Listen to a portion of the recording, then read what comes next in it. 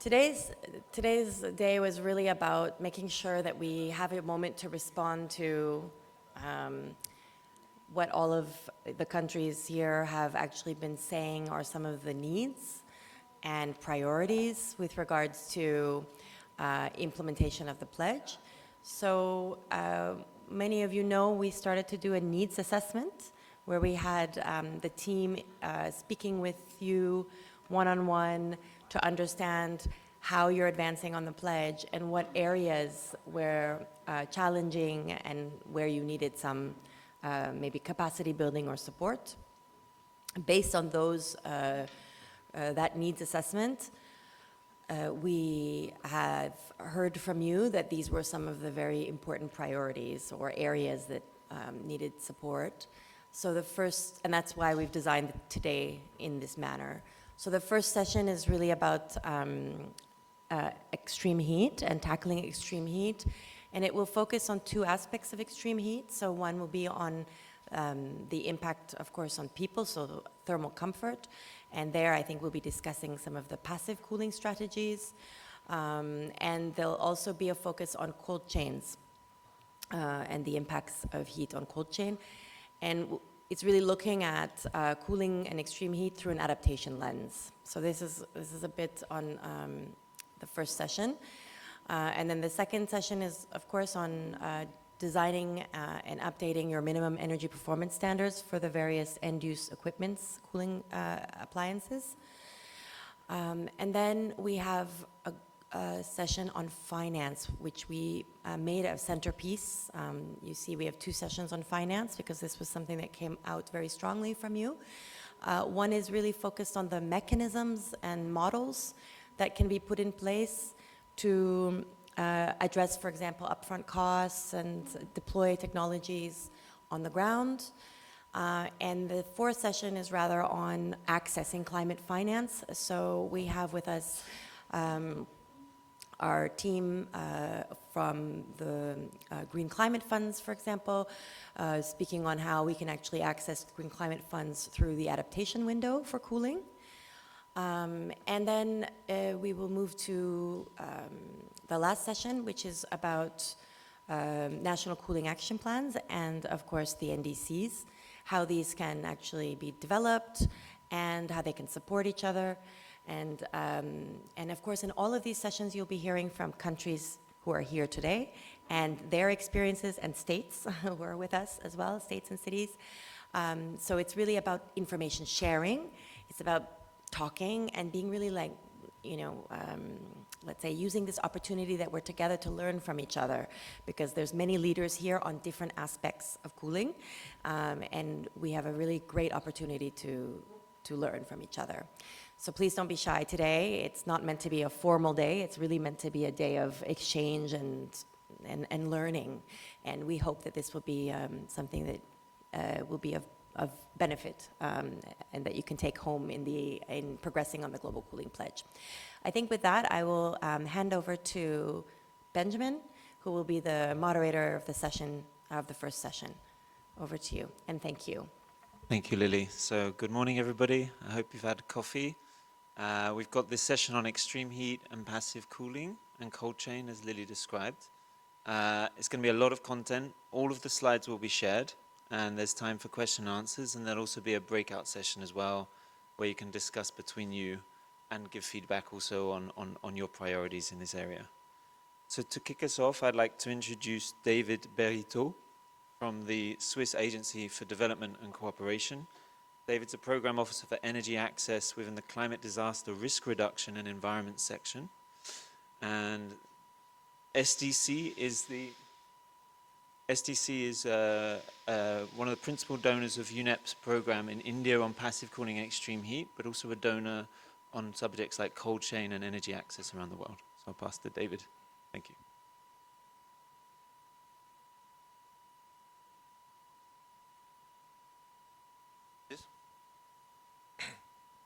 Good morning. Dear participants, I would like to start by thanking UNEP for the opportunity to be here.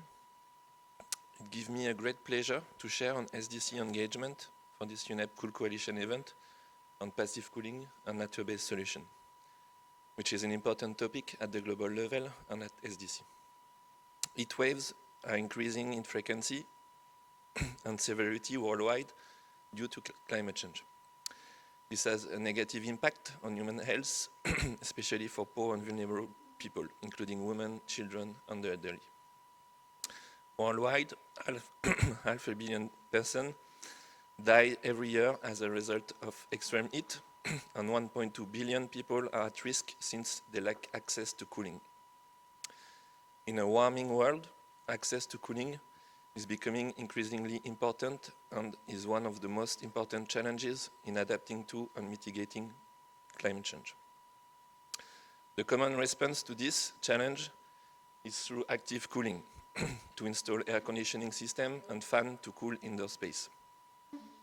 However, the demand for cooling is growing much faster than our ability to build new power generation plant, putting a huge strain on electricity system in many countries and driving up greenhouse gas emission. In addition, poorer people who cannot afford to buy and run cooling system or do not have access to electricity are excluded and forced to live in home where indoor temperature become unbearable. This affects women and children in particular. The answer to this challenge is to prioritize passive cooling and nature-based cooling measures in buildings. Many of the passive cooling techniques currently applied are based on design practices used centuries ago in building and home. For example, light color roof, cool roof, walls, water fountain, architectural design to enhance air circulation are traditional architecture across many regions and countries. Urban passive cooling solution is imperative, which also help countries to achieve their NDCs under the Paris Agreement. Over the past 14 years, SDC has been involved in promoting passive cooling and nature-based solutions for building, such as thermal insulation of roof and walls, reflective surfaces, shading of windows as part of its building program in China, India, and Latin America, and has gained extensive expertise in this field. I'm pleased to say that the SDC contribution to UNEP India cooling program is greatly supporting the Indian government in the area of sustainable cooling and in the implementation of the India Cooling Action Plan. The goal is that India's built environment is sustainably cooled, more resilient to extreme heat, and people have access to reliable, affordable cooling and thermal comfort, while avoiding energy consumption and greenhouse gas emission caused by cooling building. The contribution has three objectives: to strengthen passive cooling policies, the building codes, at national level and in 5 Indian states, including the Tamil Nadu states, which is going to be presented later. Second objective is to accelerate investment and access to public and private finance at state level for mainstreaming passive cooling and heat resilience in building and public space. And finally, to enhance knowledge and capacity of the building sector stakeholder to increase action toward adoption of passive cooling. With its building program in India, SDC has been able to show that passive cooling measure and adapted building design can reduce the indoor temperature in building by 3 to 6 degrees, and with the an energy equivalent of 20 to 40% reduction, depending on the type of building and climatic condition. As government, we are called upon to develop building policies and standards that require the integration of passive cooling measure and nature-based solution in new building.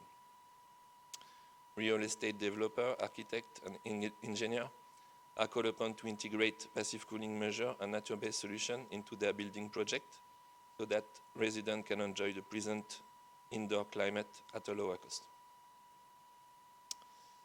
With this, I'm very much looking forward to the interesting discussion ahead. Thank you.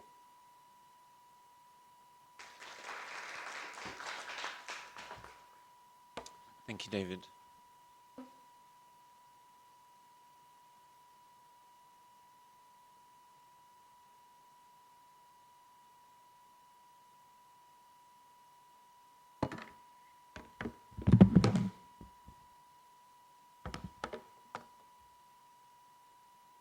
So I'm going to give a short presentation. I'll also present myself. I'm Benjamin Hickman. I'm based in UNEP's India office. I'm leading our program there on extreme heat, district cooling, cold chains, and passive cooling. And I'm going to quickly run you through extreme heat in the built environment and cold chains and how we can link it all together. First, I'm going to start with a story. Karachi, one of the largest cities in the world in Pakistan, is in Sindh province.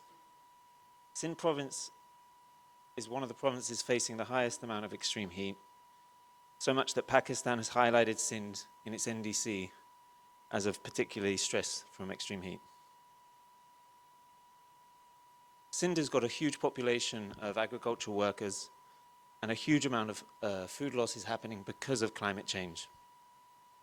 52 degrees Celsius temperatures causing banana crops to drop by 50%, and a huge amount of loss, which drives emissions but also affects livelihoods of farmers. What happens is climate-induced migration is already happening in Sindh province. And they're migrating to Karachi, which has a population already of 20 million. And between 2017 and 2023, 4.3 million people moved to Karachi. So now we have a 24 million population, 55% in informal and unplanned settlements, a large amount of them from rural areas that have migrated because of climate stress. And in build-up areas, there's less than 4% of green space. 22% of the land of the city is housing 62% of the population. In 2015, a deadly heat wave hit Karachi.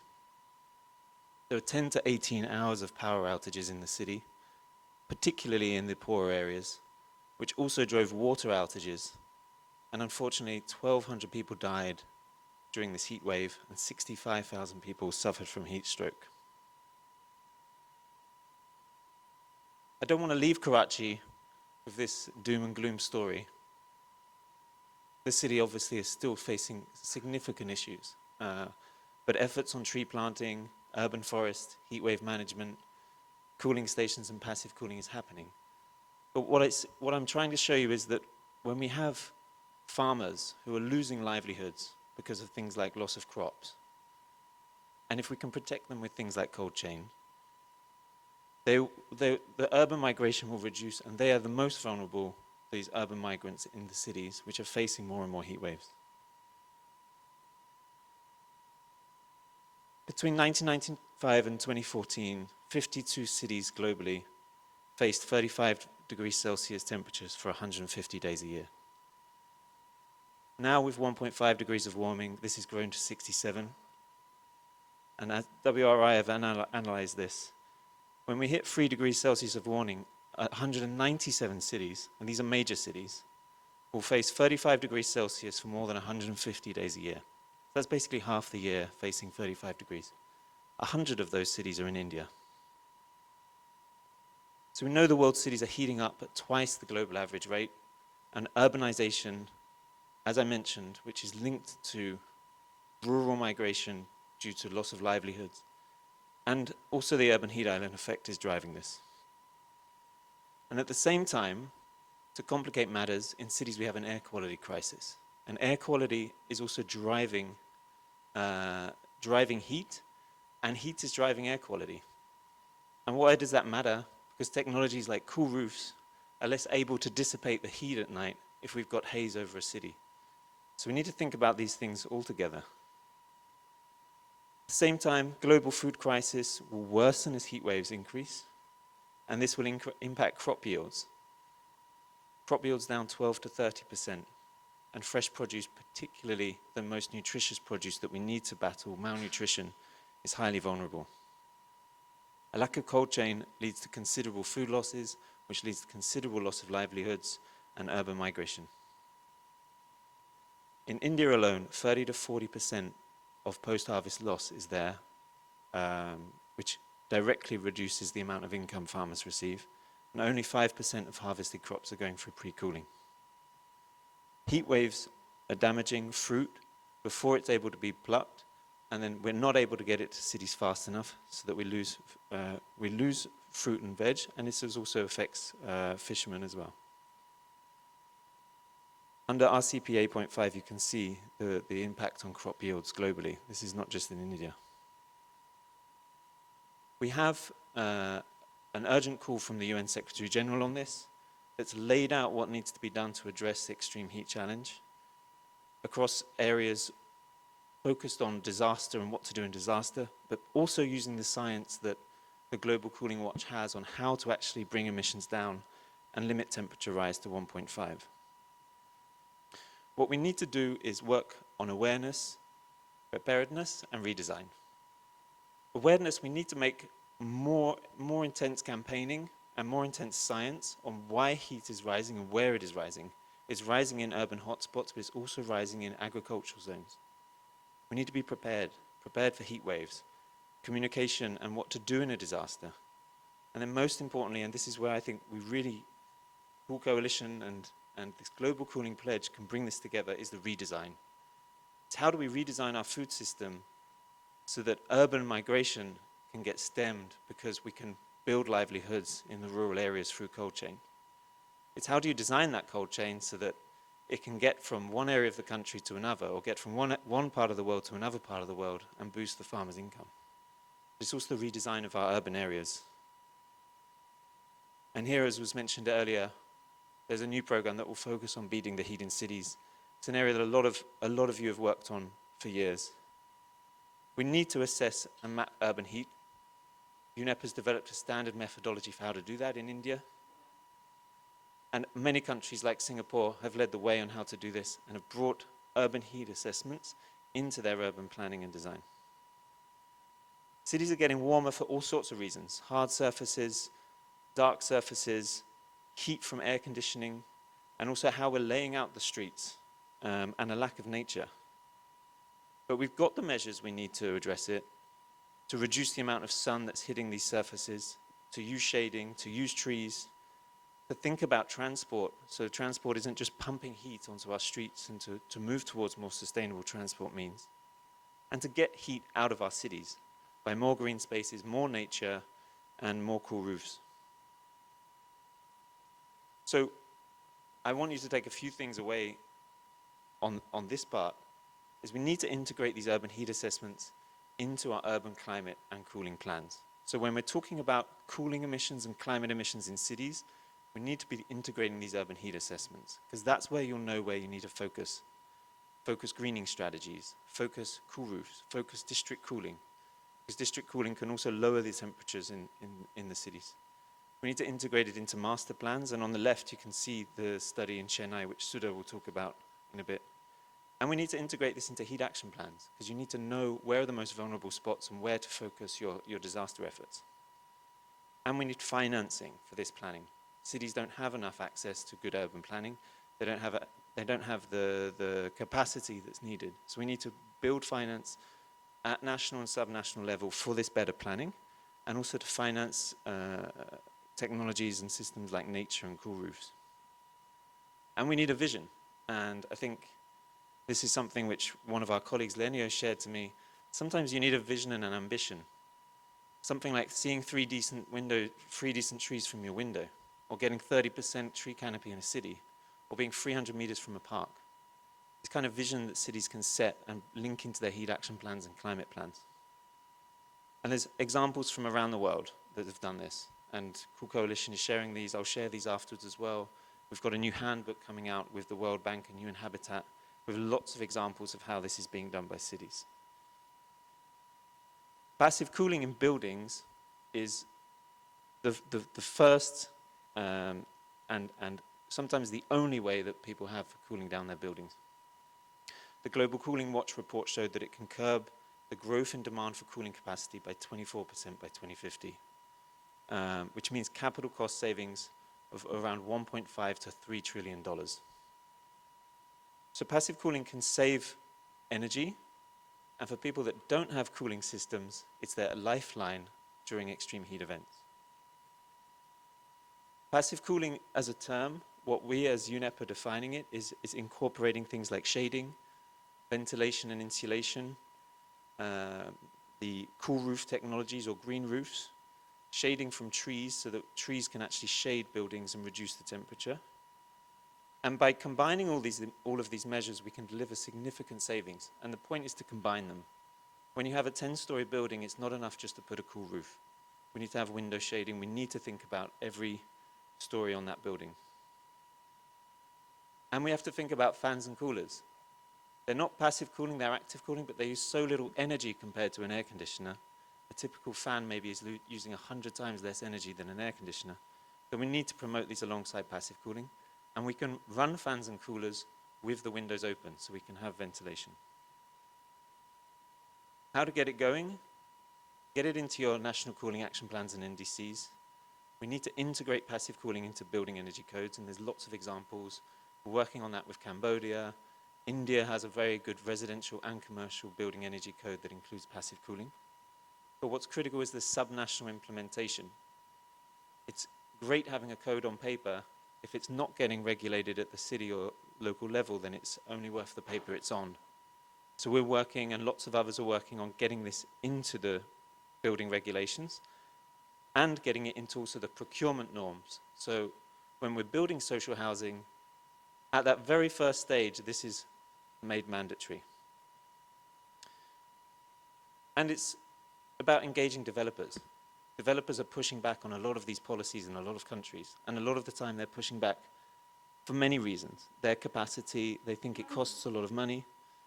We're working with developers in Cambodia and India and other countries, trying to show them that actually this doesn't necessarily cost more. It requires a bit more thinking, a bit more design at the beginning. So we developed passive cooling guidelines in Cambodia, we've developed them in India, tailored for climate zones, which we can do for other countries as well, and we're engaging the developer community. And finally, and I think Miriam would talk about this as well, it's sometimes things do cost more, and that's the reality of a better building. We need to incentivize that and have finance mechanisms for that as well. It doesn't all cost more, but where it does, we can incentivize it to drive it.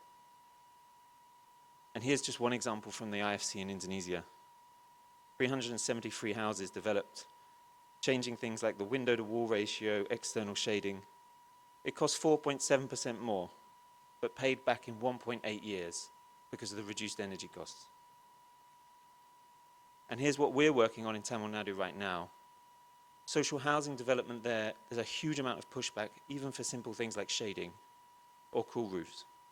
What we've done is actually get into the actual procurement manual of the government. It's called the Schedule of Rates, how much these things cost. So how much does it cost to build a wall a certain way? How much does it cost to do a cool roof tile?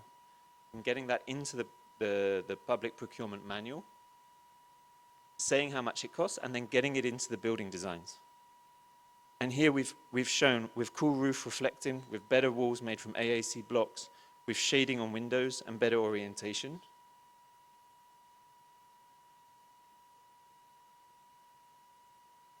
We can reduce the annual discomfort hours in Tamil Nadu by 47% in a building for the same cost of that building. And that's combining all these measures. On the top floor, this is the top floor, the graph at the top. You can see all around the year, if you look at the green line compared to the base case, which is the red line, 2 to 3 degrees Celsius reduction at night and during the day from these measures. And if those social housing do get air conditioning in 5 or 10 years, they'd be using 30% less air conditioning. And that's all for building a building at the same cost. So we're working with Tamil Nadu to get that into the building regulations with the support of the Be Cool project from SDC. We'll be one of the first states to put it into the building regulations in India. And we can replicate this. This is how to get things moving. If the building energy code isn't moving, we can go technique by technique and get it into the building regulations. I won't go through this, but we'll share this afterwards. This is the whole structure of our program in India, where we're working with SDC, with also support from Clean Cooling Collaborative in 5 states to get this into the regulations and to get this into the social housing and to work on the urban redesign and to accelerate finance. Similarly, in Vietnam, we're working on this urban cooling where we've got it into the NDC, we've got it into the National Cooling Action Plan, and we're working with 2 cities to develop these urban cooling plans, including passive cooling, but other technologies as well, and working on a national fund to help cities to do this. In Cambodia, we're working, and the representatives are here and can speak to it in the breakout session. We're working with a direct developer. We're working with the national government on their national policies to get this integrated, and we're working and have developed passive cooling guidelines and a compendium. And we're scaling this to the ASEAN region as well, because there's a lot of shared learnings between countries. I think Sudha mentioned it yesterday. There's a lot of similar climate zones, and these things can be shared and how these challenges are being met for passive. On cold chain, and I started by saying why cold chain and heat is linked, and it is linked. Lack of cold chain is leading to considerable food losses. But what is cold chain? Cold chain will look different in every single one of your countries. If you're an island state where you have a lot of fish production versus a rural area in India producing a lot of tomatoes, the type of cold chain you need is very different and needs to be adapted. We're working in India, and a lot of country partners here like SE for All and others are working in other countries on cold chain. And what's really important is that we understand that it's not just the storage, it's actually the logistics chain to get it from where it's produced to where it's consumed. So from fisherman to fork, or from farm to fork. And it's about livelihood generation. It's about increasing incomes for farmers and fishers. It's about increasing nutrition and driving down food loss and waste. It's about climate adaptation, and a co-benefit, it's about reducing emissions. But principally, it's about getting food to where it's needed and raising livelihoods of those that produce our food. There's all sorts of parts of that chain, from the harvest to the refrigerated transportation to the sorting, grading, cleaning, packing, dispatch, storage near urban areas. And I want to also talk about when we have a heat wave and say we're in a city. Cold chain is also the domestic refrigeration, and we'll hear about MEPS in the next session. But we need to have reliable refrigeration, reliable power during heat waves, because the poorest people are actually need to keep their food safe, and they need to have access to cold water and other things. At 35 degrees Celsius, food is perishing 3 to 5 times faster. So when we think about heat action plans in cities and we think about heat waves in cities, we should be thinking about cold chain and how we're getting and storing food in our cities. So how to scale up cold chain? You need to do a needs assessment. It's really not one size fits all. You need to work out what's needed and where, and it's all about that integration. Get it into the national cooling action plans, get it also into your sub-national plans. This is something that states and cities should be thinking about, and get it also as something that can access funding from a heat disaster perspective. Because cold chain is one of the redesign aspects for how to redesign in a hotter world. We're working a lot to integrate renewable energy, energy efficiency, and low GWP refrigerants. These are very low cost and make it more reliable as well, because power outages in rural areas can be 10 to 12 hours. If we have renewable energy, we can secure and lower the costs for running cold chain. And it's about business models. It's not just got to be developed by private sector and the middlemen take all of the money. We can work on cooperative business models as well. And in India, we're doing the first pack house net zero pilot on a cooperative business model. And national funds. Develop national funds that can get this infrastructure on the ground. And I won't go into it, but we're working in 2 states in India on this as well.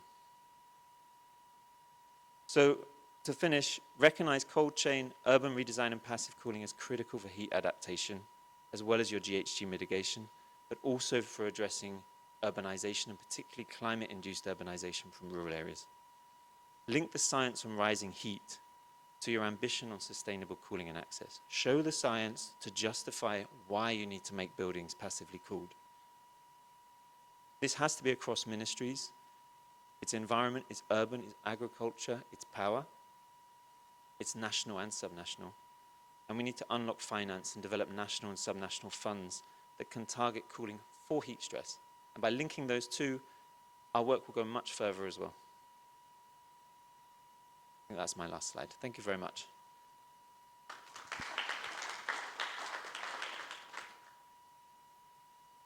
We have a short video of our projects in India.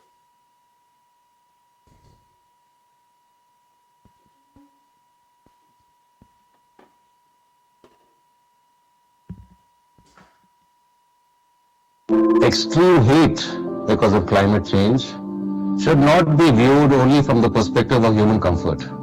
it has a more deadly effect on our food chain, and hence it becomes an existential crisis for human civilization. मैं सब्जी का खेती करता हूँ, जैसे गोभी, टमाटर, आलू, मिर्चा, गाजर। टेम्परेचर इतना हाई हो चुका है जो नल में पानी नहीं आ रहा है, और इसके दिक्कत के चलते सब्जी अच्छे से नहीं हो पा रहा है, और टेम्परेचर इतना हाई है जिसके चलते रख तोड़ने में, उसके प्रबंधन करने में बहुत दिक्कत आ रही है। हम सब्जी की खेती करते हैं। गर्मी की वजह से बहुत सारी चुनौतियां हैं, जैसे फसल कमजोर हो जाता है गर्मी की वजह से, और अच्छी फसल नहीं हो पाती है। अच्छी फसल नहीं होने के कारण हमें उसमें नुकसान उठाना पड़ता है।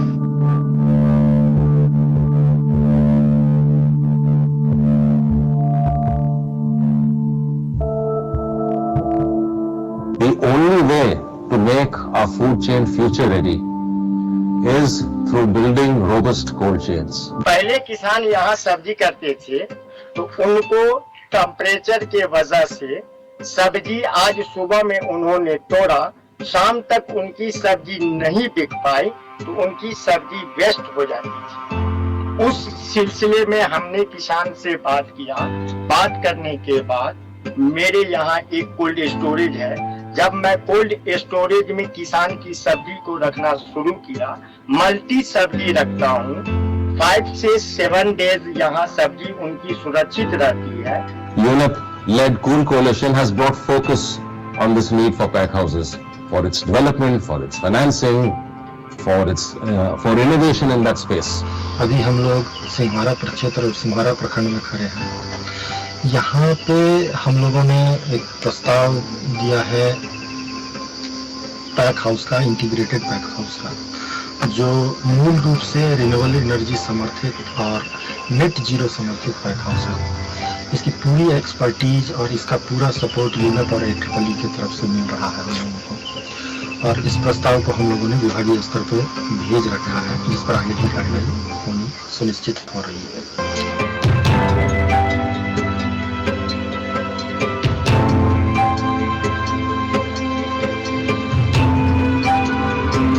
सब्जी की खेती करते हैं, गोभी, टमाटर, भिंडी जाते हैं, घिरा जाते हैं, और महिला होकर हम बेच नहीं पाते। यहाँ पावा एक साथ बनते हैं तो उसमें ला के हम बिक्री करेंगे और यहाँ सुविधा हो कि हम सब्जी बेचेंगे और बढ़िया से दाम पूरा तो सब बेच के अच्छा खारी कर देंगे, और बच्चा को छोटे छोटे बच्चा है उसको हम बढ़िया अच्छा काम कर रहे हैं।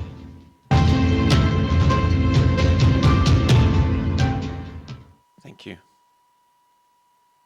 We're now going to pass, so National Disaster Management Authority India couldn't join us today due to a visa issue, but we have a short video from Mr. Safi Rizvi, who is a senior advisor at NDMA and is going to share on India's work on extreme heat and cooling. And then we'll shortly follow that by Ms. Mrinalini Srivastava, who's the Director of Policy and Plans at National Disaster Management Authority of India. And she's leading their work on extreme heat. And she'll also share a bit more and then be available for any Q&A as well. We can start with the video.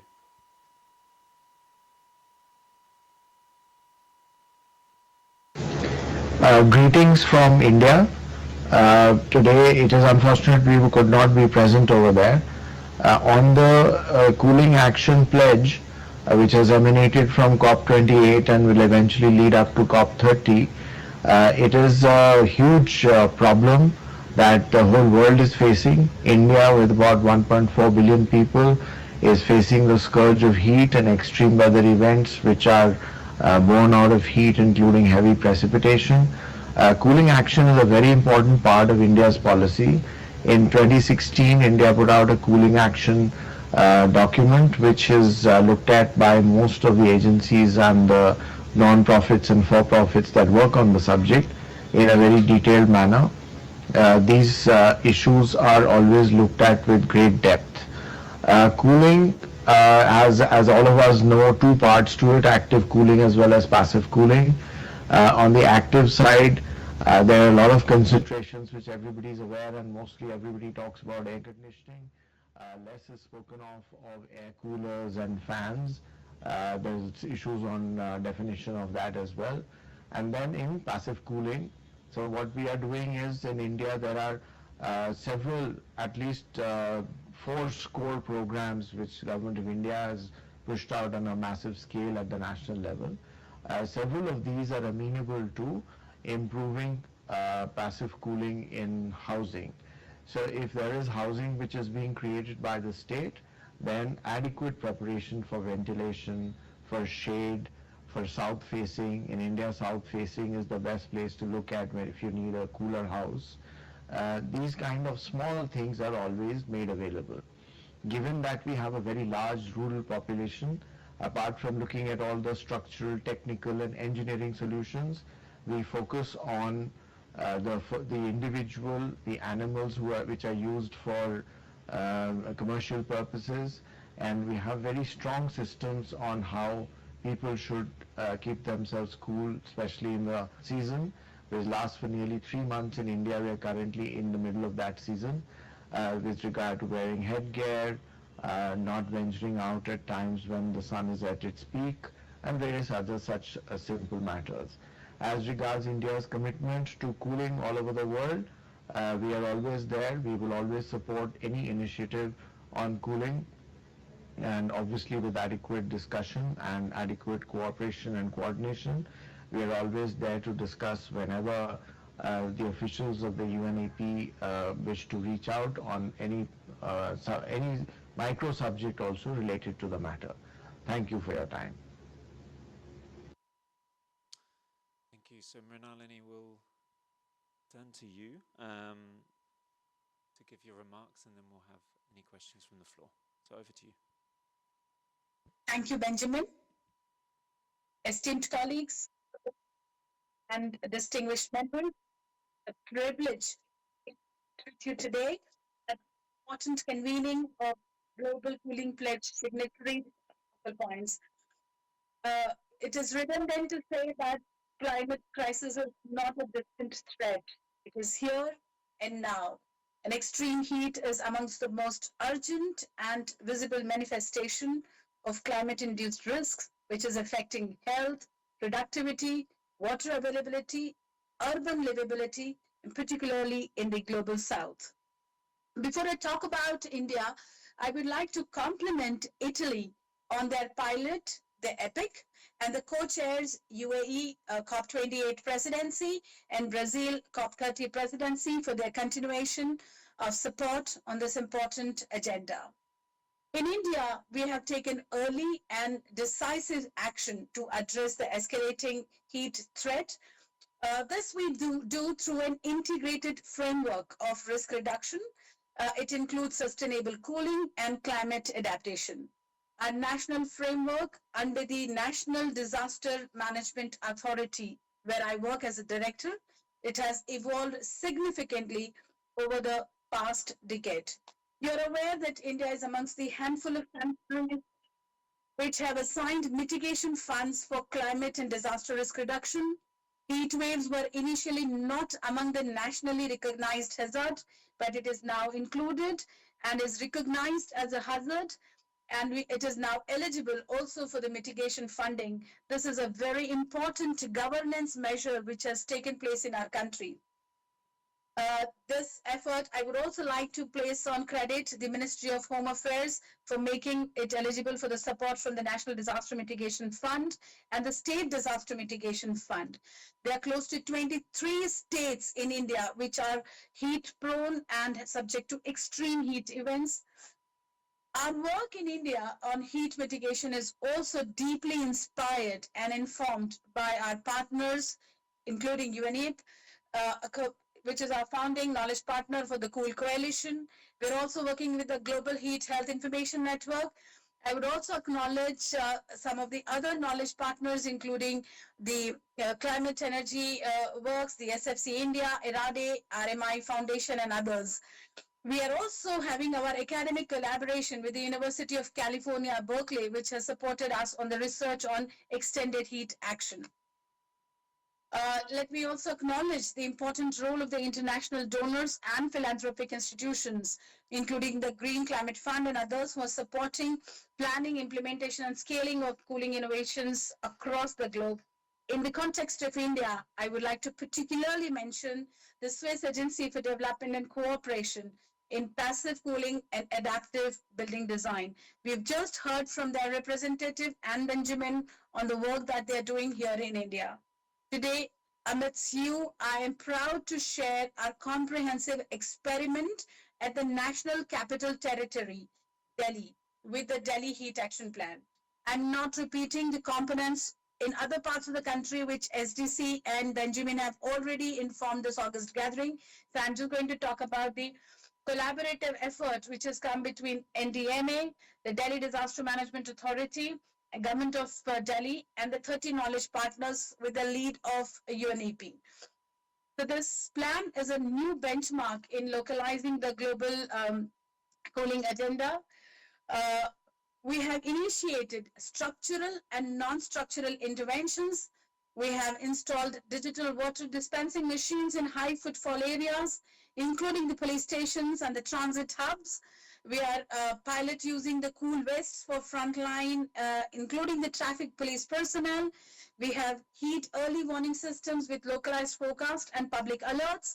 We have started an extensive community outreach and behavioral adaptation campaigns, urban greening, cool roofs, where UNEP and SDC are prominently helping us, reflective surfaces to reduce the urban heat island effect. All of these efforts are part of the comprehensive Delhi Heat Action Plan, and it is on ground being implemented through variety of community-based organization, knowledge partners, technical partners, and the community individuals themselves. The increasing intensity and frequency of extreme heat events are closely linked to the climate change and is compounded by deteriorating air quality. And we are very mindful of this. The urban areas, particularly buildings, housing and information, informal settlements, which is a huge aspect here in the National Capital Territory, they are not well equipped to withstand rising temperature due to poor passive designs, lack of greenery, unreliable power and water supply, and in a large case, a non-resilient urban form. So we are moving towards a more systemic and institutionalized approach through our Cool India plan, which links urban cooling to sustainable city planning, resilient infrastructure, and the thermal comfort for all, especially the poor and working classes. We are focusing also on the gig workers because that's an urban phenomena and is something which can help the world to see what happened as a case study in India. With UNEP's support, India and NDMA is uniquely positioned for interministerial coordination. And I would like to reassert the word interministerial coordination because this is very difficult to bring about. But we are, along with UNEP, working towards the extreme heat adaptation and mitigation through a cooling action plan, subsuming this coordination. India has also recently engaged with the Global Chief Heat Officer, the envoy from UNEP. And we have also begun nominating city-level heat officers in our pilot locations. India currently has more than 200 city heat action plan ready and being implemented, but Delhi is unique because all 11 administrative unit, we call it district in India, all 11 revenue districts are under active experimental implementation of the Delhi Heat Action Plan. So these chief heat officers are also being nominated. Delhi also has its own Delhi chief heat officer. They are acting as leaders which will act as institutional champions to anchor city-specific heat and cooling agenda aligned with our national vision. I wish to call out some very important key projects which UNEP has identified as part of this mission in Delhi.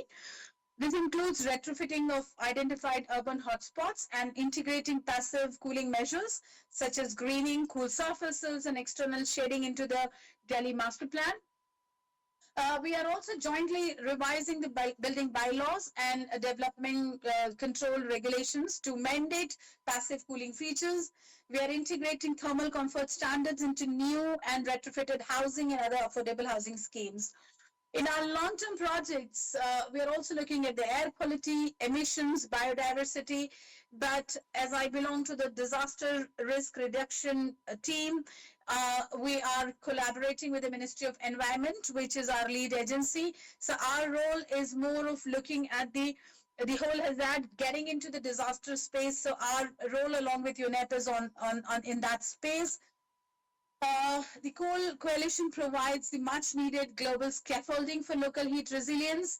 India's heat action plans are directly contributing to this global agenda, not just through mitigation, but by offering replicable, scalable, and inclusive models of climate resilience. We look forward to strengthening this coalition further through collaborative knowledge, financing partnerships, technical exchange, and working with cities, communities, and countries to create a cooler, healthier, and more just future. My compliments to each one of you who is present here, who is committed to this agenda. My best wishes. Thank you so much. Dhanyavad. Thank you. Thank you so much, Mrinalini. I don't know if you can hear that. There's a round of applause. We have a little bit of time if anyone has any questions for India on that national fund or other things. Is any questions from the countries?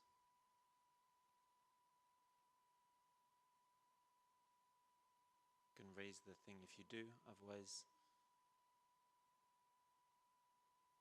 I think there's no questions. Okay.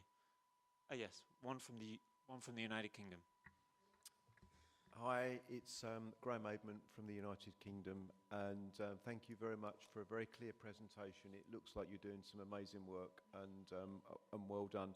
I was interested in Delhi, and we have, as part of the Global Cooling Pledge, there is a subnational pledge, and it would be really interesting to discuss with Delhi whether they would be interested in exploring that with the Core Coalition, and perhaps something to take outside of this meeting. But if you could connect us with the Chief Heat Officer for Delhi, I think there could be opportunities to explore this.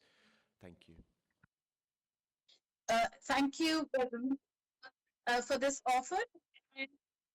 And I would also like to mention that with the UK, under the G20, we are extensively collaborating. So, and unfortunately, we are not present there here in person today. But Benjamin, if you could support in this coordination, then we can have a tripartite meeting, and I can invite over the Delhi's Chief Heat Officer, and we can discuss it further. Thank you, Mrinalini. Yep, I'll definitely do that. Any other questions from the floor? That's an old question, I think. Okay, so I think thank you so much, Mrinalini, for sharing that, and I think also the offer to share more learnings from India and also to learn from other countries as we go forward. So thank you so much for joining. Absolutely. Thank you very much.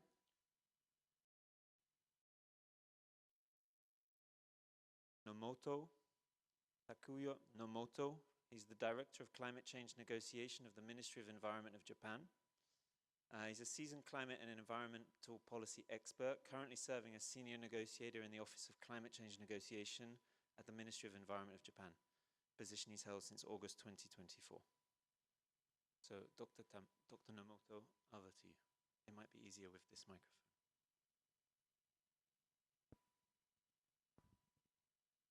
So good morning, everybody.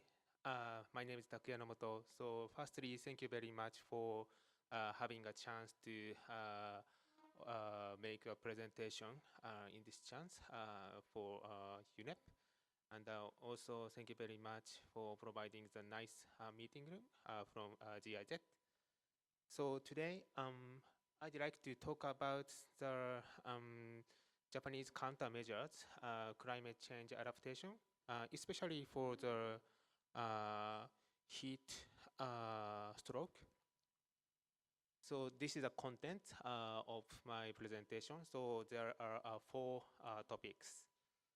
So firstly, I would like to talk about the impact of climate change adaptation in Japan. Next page, please.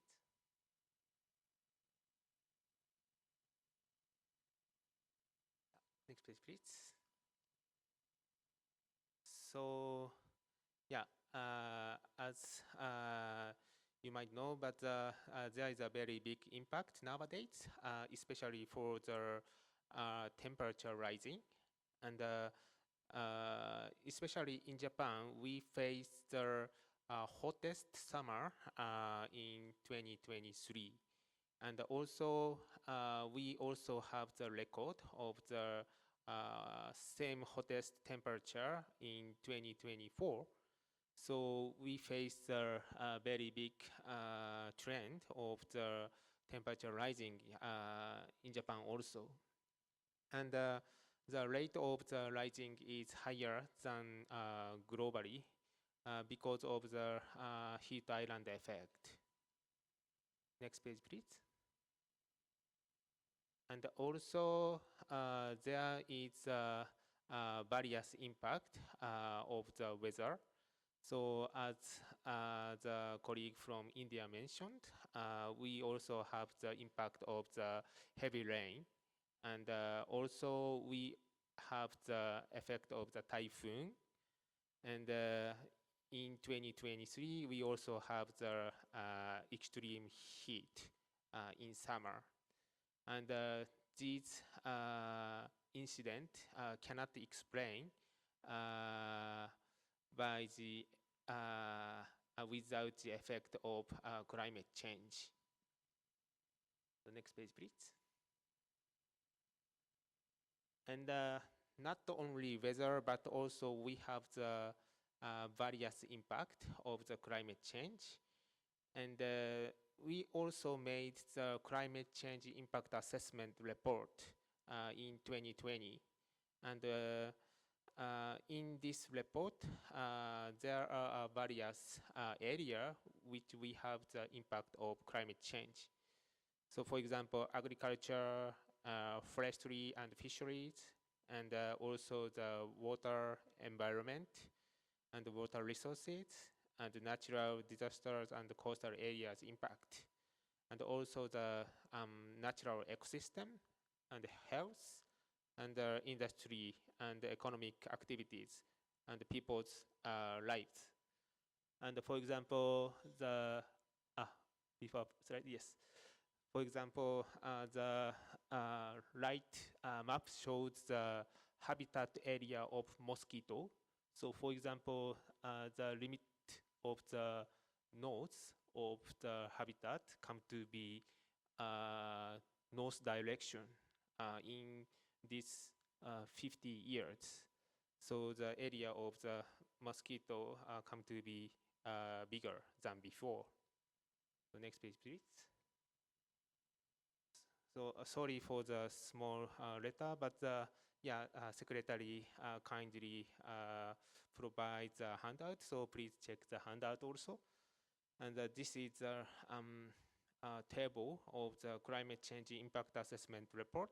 And we also assess the significant and the urgency and confidence also. And so each in category, we assessed such a kind of impact. So for example, regarding the agriculture, for example, vegetable, there are a very big impact. And we also add some new categories to compare with the previous report, which we made 5 years ago. So we updated the information every 5 years. So next page, please. And I would like to explain the Climate Change Adaptation Act in Japan.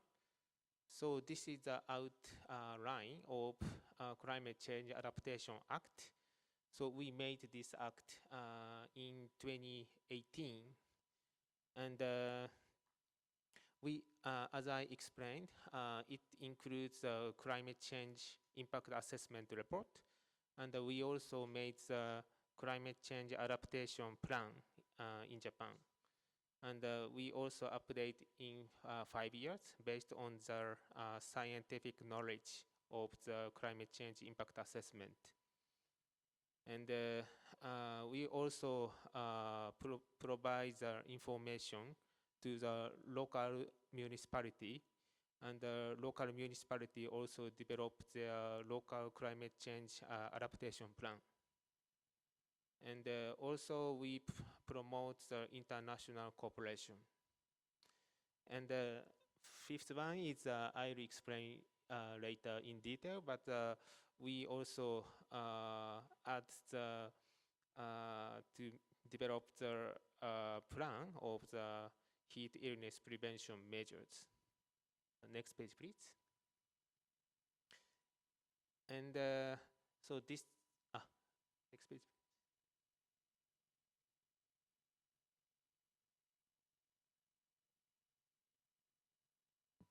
Could you go to the next page?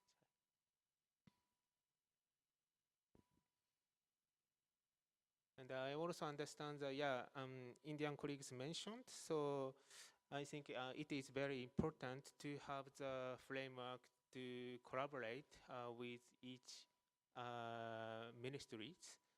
And we have some kind of the collaboration framework of the inter-ministerial meeting. Yes, thank you very much. So the Minister of the Environment is the chair of it, and also, for example, Ministry of Agriculture or Ministry of Infrastructure, and many ministries join in this council, and they can promote the adaptation of climate change. Next page, please. And I would like to also explain about the climate change adaptation plan in Japan. And it was made 2023. And we also have the various categories in this plan. And also we have the 7 basic strategies, such as mainstreaming adaptation in all policies, and also the promoting scientific based adaptation, and also the, for example, the localizing the adaptation action and cooperation among ministries, for example. And we have some kind of the PDCA cycle, and so we update the adaptation plan every 5 years. So next page, please. And I would like to introduce some sectoral measures related with the climate change adaptation. And it includes various sectors. So for example, in the West upper one shows about the impact of the paddy field, because rice is very important for Japanese people. And exactly by the effect of the climate change, we face the deterioration of the quality of rice, and it come to be a little bit white. So we face such a kind of issues. And also, for example, in the forest area, so there is more risk to have the landslide in the mountain area. And also, for example, the right in the middle, we also have the impact of the fishery, and some, for example, salmon or some squid, it's difficult to have a lot of production from sea, so we also have the impact of in the fishery sector. So next page, please. And I would like to also explain about water, environment, and the water resources sector. And yeah, we also faced in some area we have the impact of the drought, and we face the shortage of the water resources. And also, for example, natural ecosystem in the southern island we call Okinawa. In Okinawa area, there is a coral, but we face coral bleaching effect by the high temperature of ocean. So, for example, we monitor and we evaluate the impact, and we also add the KPI to judge of the impact, and we would like to evaluate the adaptation progress. Next page, please. And this is a natural resource, natural disasters area. And for example, in the river, we also have the flood. And we reviewing the flood control, reflecting the impact of climate change. So we made a little bit higher than the BAU of the barrier of the river, for example. So, and we have a lot of things in the, for example, mountain area and the coastal area also. Next page, please. And this is the sector of the human health. So there are a very big impact of the heat stress. So I would like to explain about it next sector. And also, we also have the impact of the supply chain for industry. So for example, if we face the big flood, not only in Japan, but also, for example, this photo shows Thailand. And in Thailand, there was a very big flood, and at that time, Japanese car industry has a very big impact of the supply chain. So next page, please. So I would like to explain the countermeasures of heat stress. Next page, please. And this is the number of the deaths due to heat illness. So nowadays, it's increasing. And for example, last year, we faced more than 2,000 people deaths by the heat illness.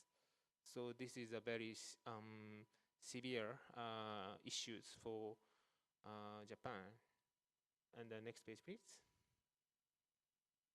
And we also introduced a heat illness prevention action plan in 2023. And we have the midterm goal in 2030 to help the number of deaths of heat illness. And also, we do a lot of countermeasures to prevent heat stress. For example, public awareness or to the activity by the local government and the collaboration with the industrial player. So I'd like to explain in detail in the next slide. Yes, thank you. And firstly, I'd like to explain about the indicator of the heat stress. So we understand the heat stress does not related with not only related with the temperature but also the humidity.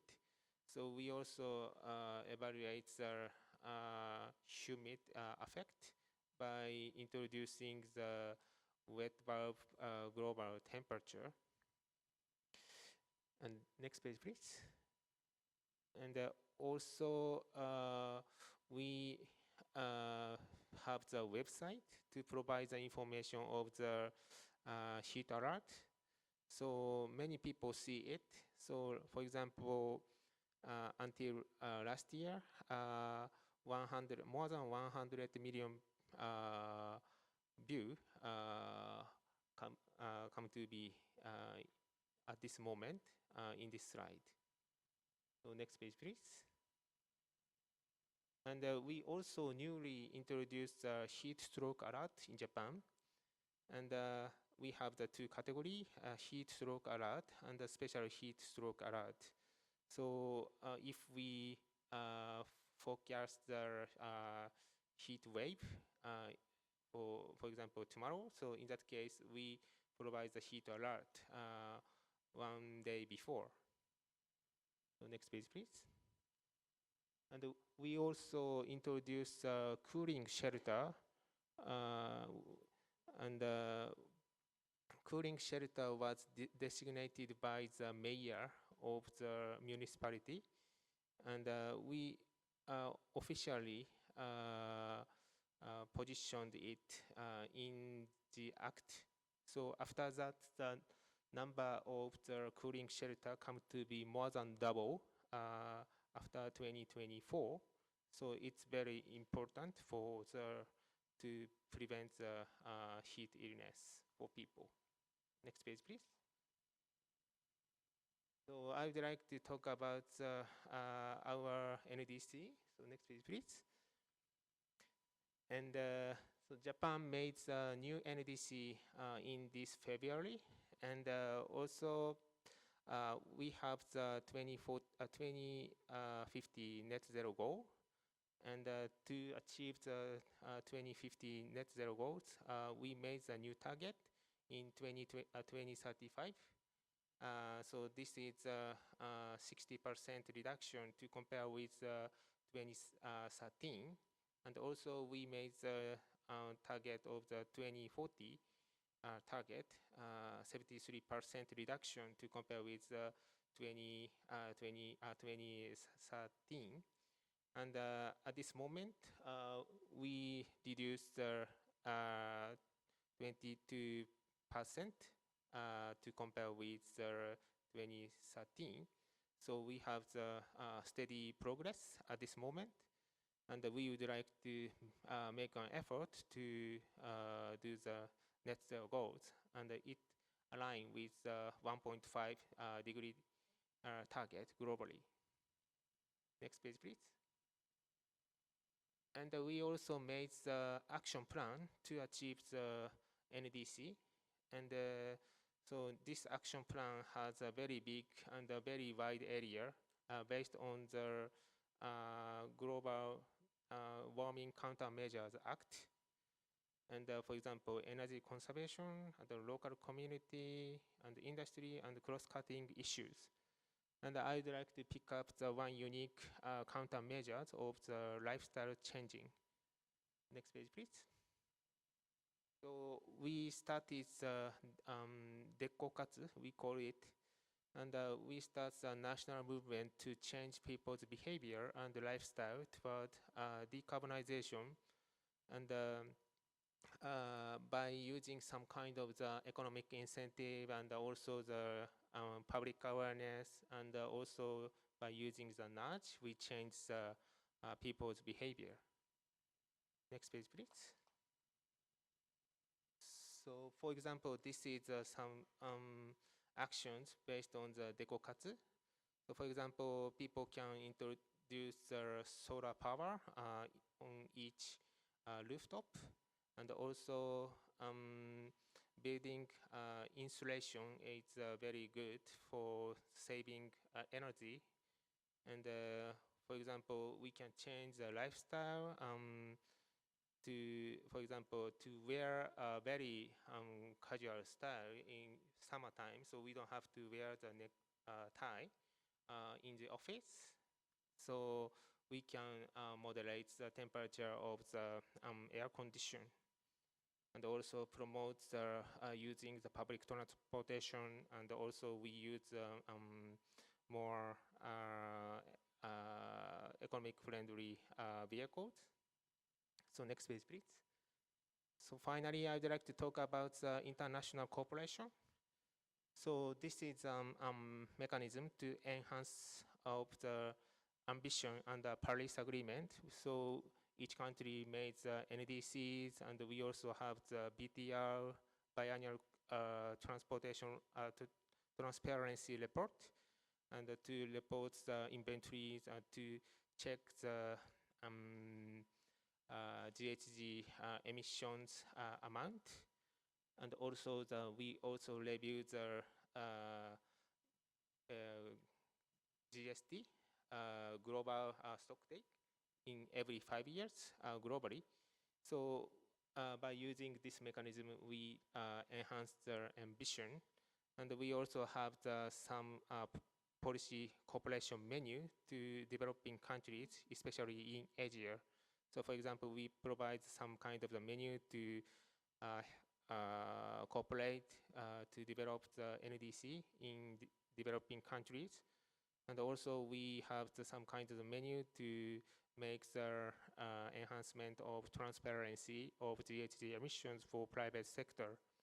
And also we have the menu of the development of biannual transparency report, including inventories.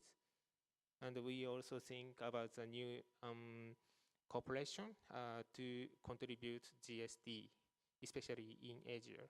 And we also provide concrete technologies, and we have some kind of the crediting mechanism we call the JCM project, and to form the concrete project in developing countries. So it might enhance the international investment for decarbonization. And next page, please. So this is the final slide, I think. So, and especially in the city of the Asia, there are many big demand of the air condition. So for the demand of the air condition, we need some kind of the initiative for fluorocarbon management, because it might have the leak when we use. So we provide some kind of the management, life cycle management of fluorocarbon to have the training course or infrastructure development, and enhance of the ambition. So yeah, this is the end of my presentation. So thank you very much. So if you have any question, please let me know.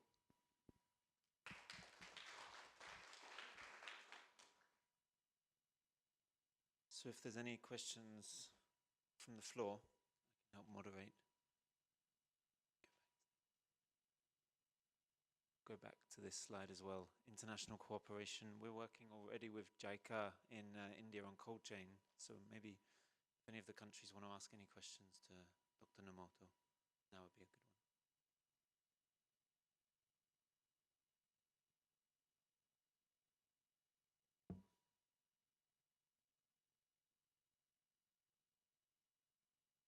Yes, and if you can say your country, because I can't read it, please. Is it Ghana? Yes. Okay, so thank you very much, and good morning to everyone. Congratulations on a very interesting presentation. Ghana is very much interested in life cycle refrigerant management, because this is one of the aspects that we are really finding challenges with. And we are very much aware that Japan has done very much. And so we are looking at possible collaboration. We keep on saying that we don't need to reinvent the wheel. If countries have done it and it's working very well, we are hoping to learn best practices as well. So thank you very much, and looking forward to connect with you. Yes, thank you very much for your comment. Yeah, and yes, yeah, it's very important to collaborate with internationally. So yeah, we would like to talk. Thank you very much. Yeah, there's a question from Sudha in Tamil Nadu, India. Yeah, thank you for this exhaustive presentation on the works being initiated by Japan. My question to you is regarding the assessment on heat death. You showed that Japan records about 1,000 number of heat deaths. So still wherein there is a lot of confusion to ascertain how the deaths happen, and to justify that it's only the heat which has been the sole reason for death. So I would like to understand more about it, and how is that being documented? Thank you. Yes, thank you very much for your question. And regarding the heat illness, I mean not only the heat stroke, but also there is some kind of the illness of the cardinal because of the heat stress. And so I don't have the, any detail figure at this moment, but yeah, after this conversation, maybe we can talk. So thank you very much for your comment. Thank you. I think there's a question from the Bahamas, if I can read it. Thank you very much for the presentation. Just not necessarily a question, or rather a comment in relation to your slide about international cooperation. Just wanted to highlight the Bahamas' exploration of partnerships with Japan, particularly through the Article 6 implementation partnership within your IGS, to try and advance OTEC within the country, because we see its ability to be able to support a combination of decarbonizing water production in the Bahamas and also its cooling co-benefits as well. So we're just looking forward to further collaboration with Japan via Article 6 to be able to address decarbonizing water and enhancing cooling provision within our country. Thank you. Yeah, thank you very much for your comment. So yes, yeah, in future we would like to talk about such a kind of the collaboration with Bahamas. So thank you very much for your comment. I can see a question from Chile. Thank you. Good morning, everyone, and thank you for the presentation. I have a question regarding the cooling shelters, like what kind of infrastructure they are, and are they built like specially for these cooling shelters, or they are different infrastructure that are also used as cooling shelters?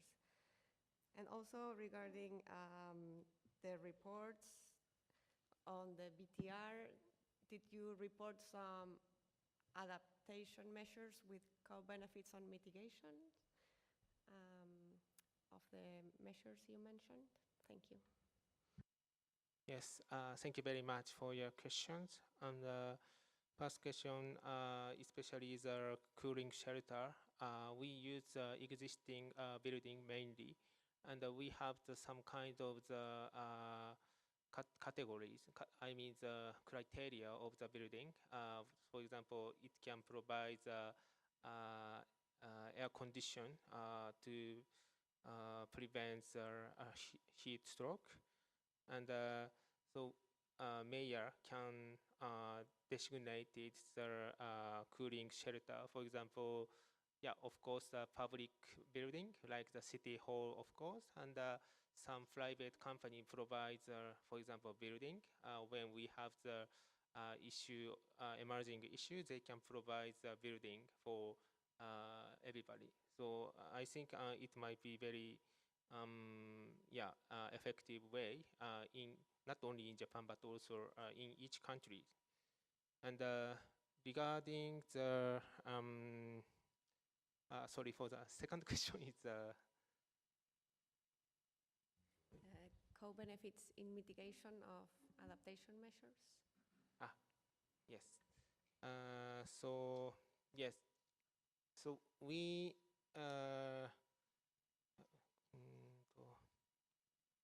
yes, we also think about co-benefit. Yes, co-benefit also, and yeah, by the heat stroke, we also think what kind of the effect or what kind of the benefit about that. So yeah, thank you so much. Yep. Last question from Nigeria. All right, well done, Japan. So from your presentation, you spoke about the biannual transparency reporting. And last year, December, Nigeria, for the first time, we were able to submit as requested by the UNFCCC, the BTR1. And when it had to do with this HFC's reporting under the emissions, it was really difficult for us. We're struggling. We didn't have credible data for HFC's reporting. The data that we got from the Ozone Office, the National Ozone Office, was really, will I say, very minute compared to the size of the market, the size of the country, the population, and the size of the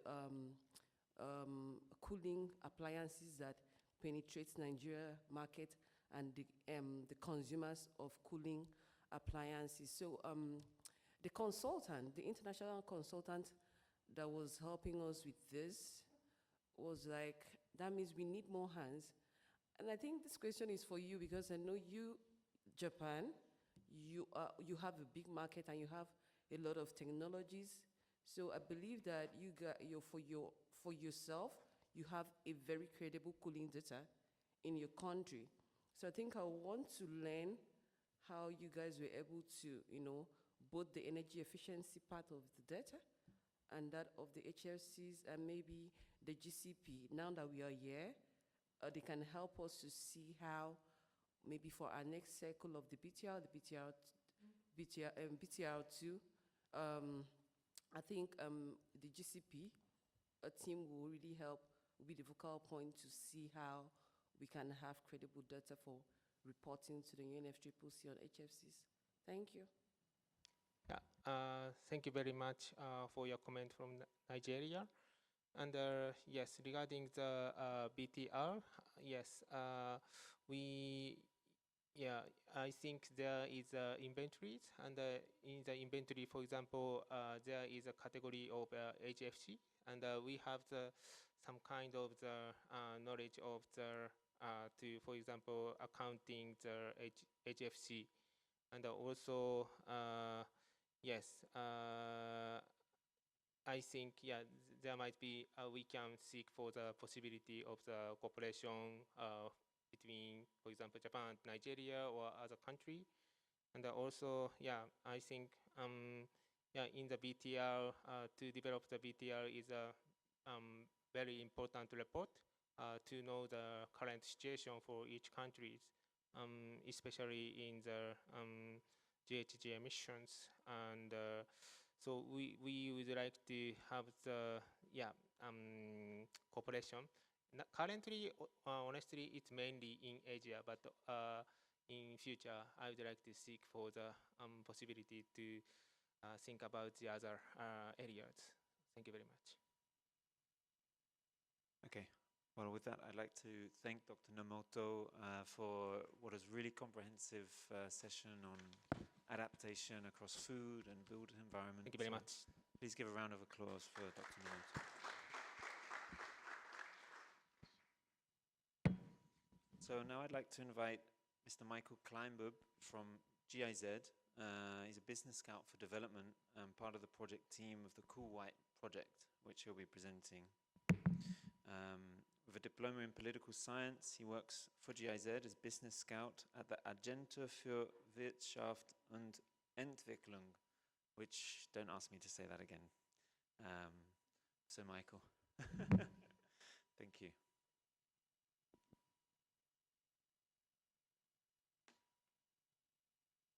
Thank you. I give you a hint. Yeah, good morning, everyone. Thank you for the invitation, UNEP.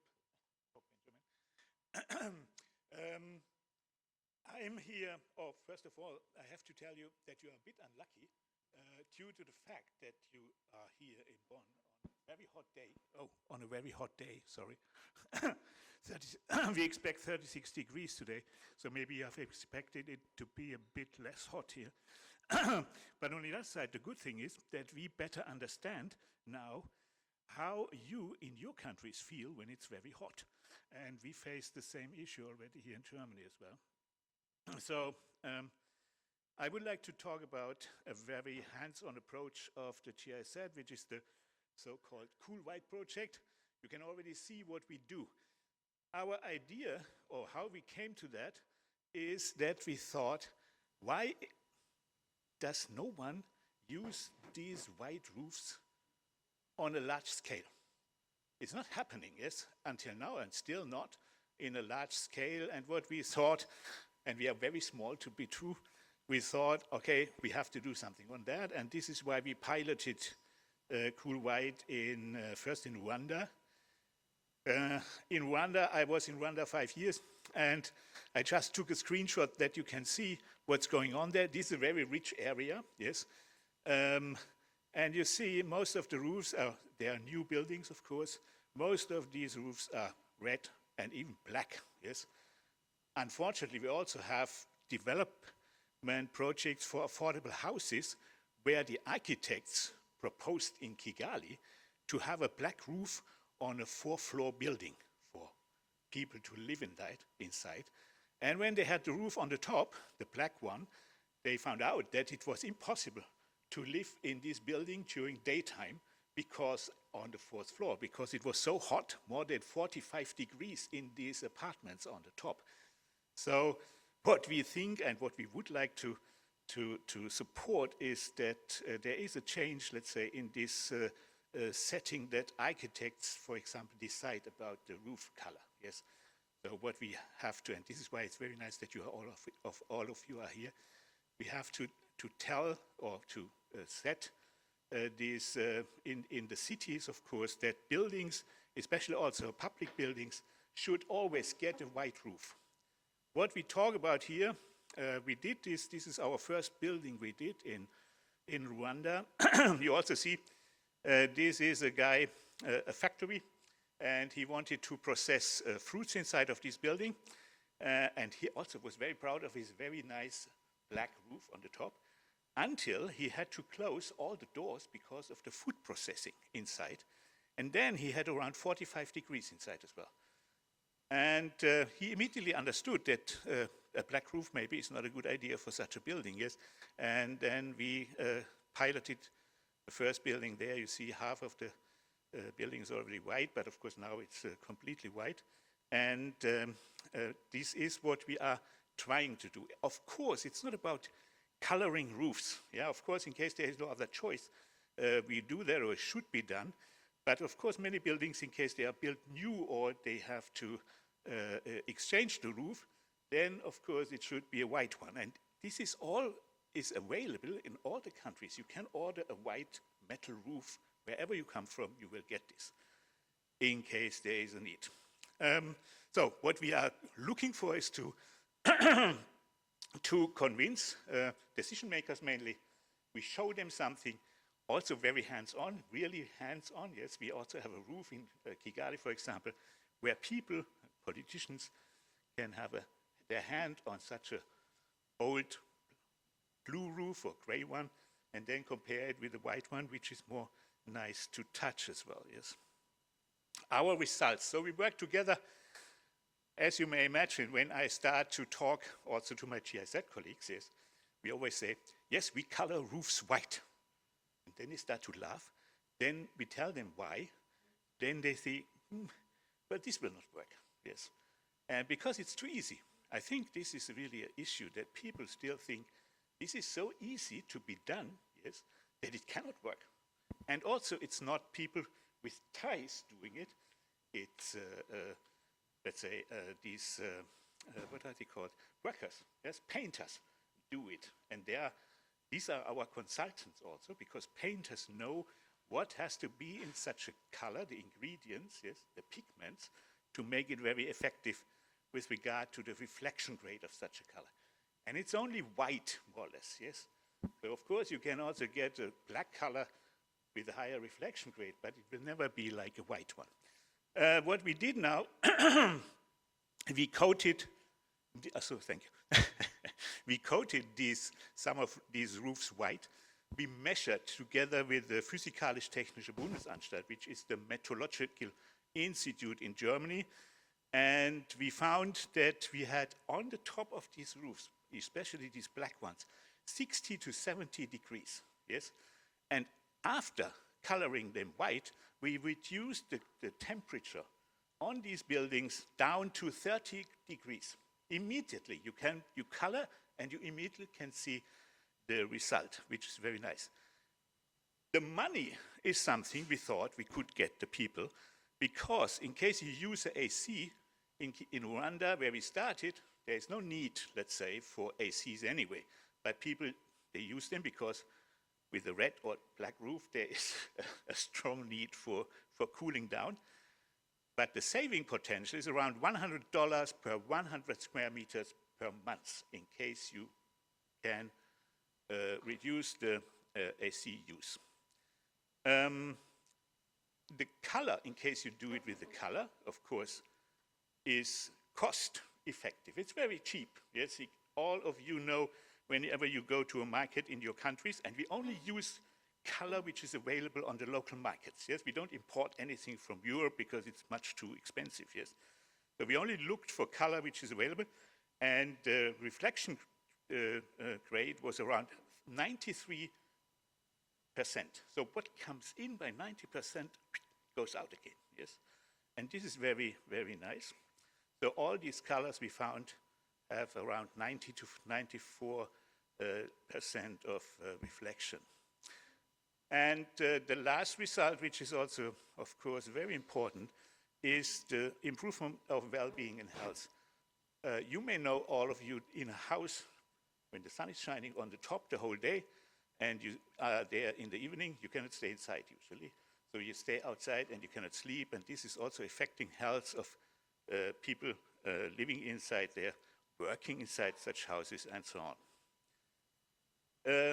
All these colors we found in the market, thank you, we measured together with the Physikalisch-Technische Bundesanstalt. You see on the right side here the laboratories where we had these measurements. And this also helped us because, as we said, yes, the Physikalisch-Technische Bundesanstalt is with us. Then people thought, oh, it cannot be that bad to do a white roof, for example, yes? Many of you may have been in such a building in the school time. In Africa, this is very common. You have at least you have a brick building, yes, this is very nice. But on the roof, you have a metal roof. Usually they are red or blue, and in the worst case, they are black. We did a photo with an infrared camera.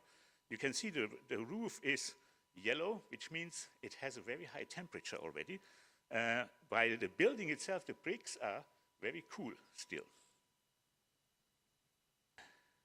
And then we colored. And you see now the expertise we had. So also we trained people how to do that. This is very important because you have, oh, sorry, yes, please go on. Next one as well, sorry, this one. Yeah, here's the, go back, sorry. I forget to go on. So this is the photo of this infrared camera. You see the roof yellow, and the bricks are violet, which are, they are much cooler. Next one, please. And then we colored, so we need expertise for that. The problem is that surface treatment in most countries is an issue. So, you know, maybe people color roofs or any surface without cleaning it before. And this is one of the things we also trained people. We had to clean this roof by hand with sandpaper. This is the worst part of all of this. It must be really clean so that afterwards, when you colored it, no algae or anything else is underneath of it, so that this white color remains white for around 8 to 10 years. Yes, so it's also sustainable. Next one, please. When we did this, let's say, we had measurements before, of course, of temperature and humidity. Here you see the temperature of this building I just showed you. This is a school building, yes? We did the painting on the 1st of June in 23, and you can see the temperature was around, of course, 55 to 60 degrees on this roof, yes? Afterwards, it went down to around 35, yes? And of course, temperature inside the building was much lower as well. We also try to tell people what is, the next one please, about high island heat effects. Yes, of course, this is a very complicated topic in the end, but many of you may know in your countries, you also have these black and white curbs. Yes, black curbs is really a bad thing, yes, to do, because you can see that the curbs, in case you do an infrared photo of them, on the left side is the black one, it's yellow. On the right side is a white one, which is violet. On this yellow one, you can bake eggs, in case you like. The difference is around 35 degrees. All these black surfaces or dark surfaces, yes, they heat up the cities, not only the buildings, also the cities or the environment, because they give away the heat during daytime when it's getting colder. These colors we found in the markets, they have also this very nice effect that via this so-called atmospheric window, 1 to 2%, mostly of all these colors, the reflection goes out into outer space, where it's no issue, because the outer space is very cold, and it doesn't matter if there's a bit of heat coming outside. So also these white colors have a climate effect as well. A very small one, but in case you have big areas, of course, these may also help in the future. And as you know, we lose all our white surfaces in the world. Arctic, the glaciers are going away. These are the measuring devices. We had German ones, of course, in the beginning, but they are also available in your countries. You can get them very cheap there to measure such temperatures. And then this is the example for a building where we try to get hands-on, yes? So we got a group of, sorry, the next one, sorry, please. I always forget to, yes, here. This is a building, also a company building. In this building inside, it was not possible to work during daytime because of the heat, yes, or the people suffered very much. A lot of accidents happened because of the heat. The difference, we left this small part on the left side. You see the first picture, as it was before, gray-blue somehow. And the difference between these two, when the sun was shining, was around 38 degrees. So the painted part was 25.7 in this moment. The unpainted part was 63.9.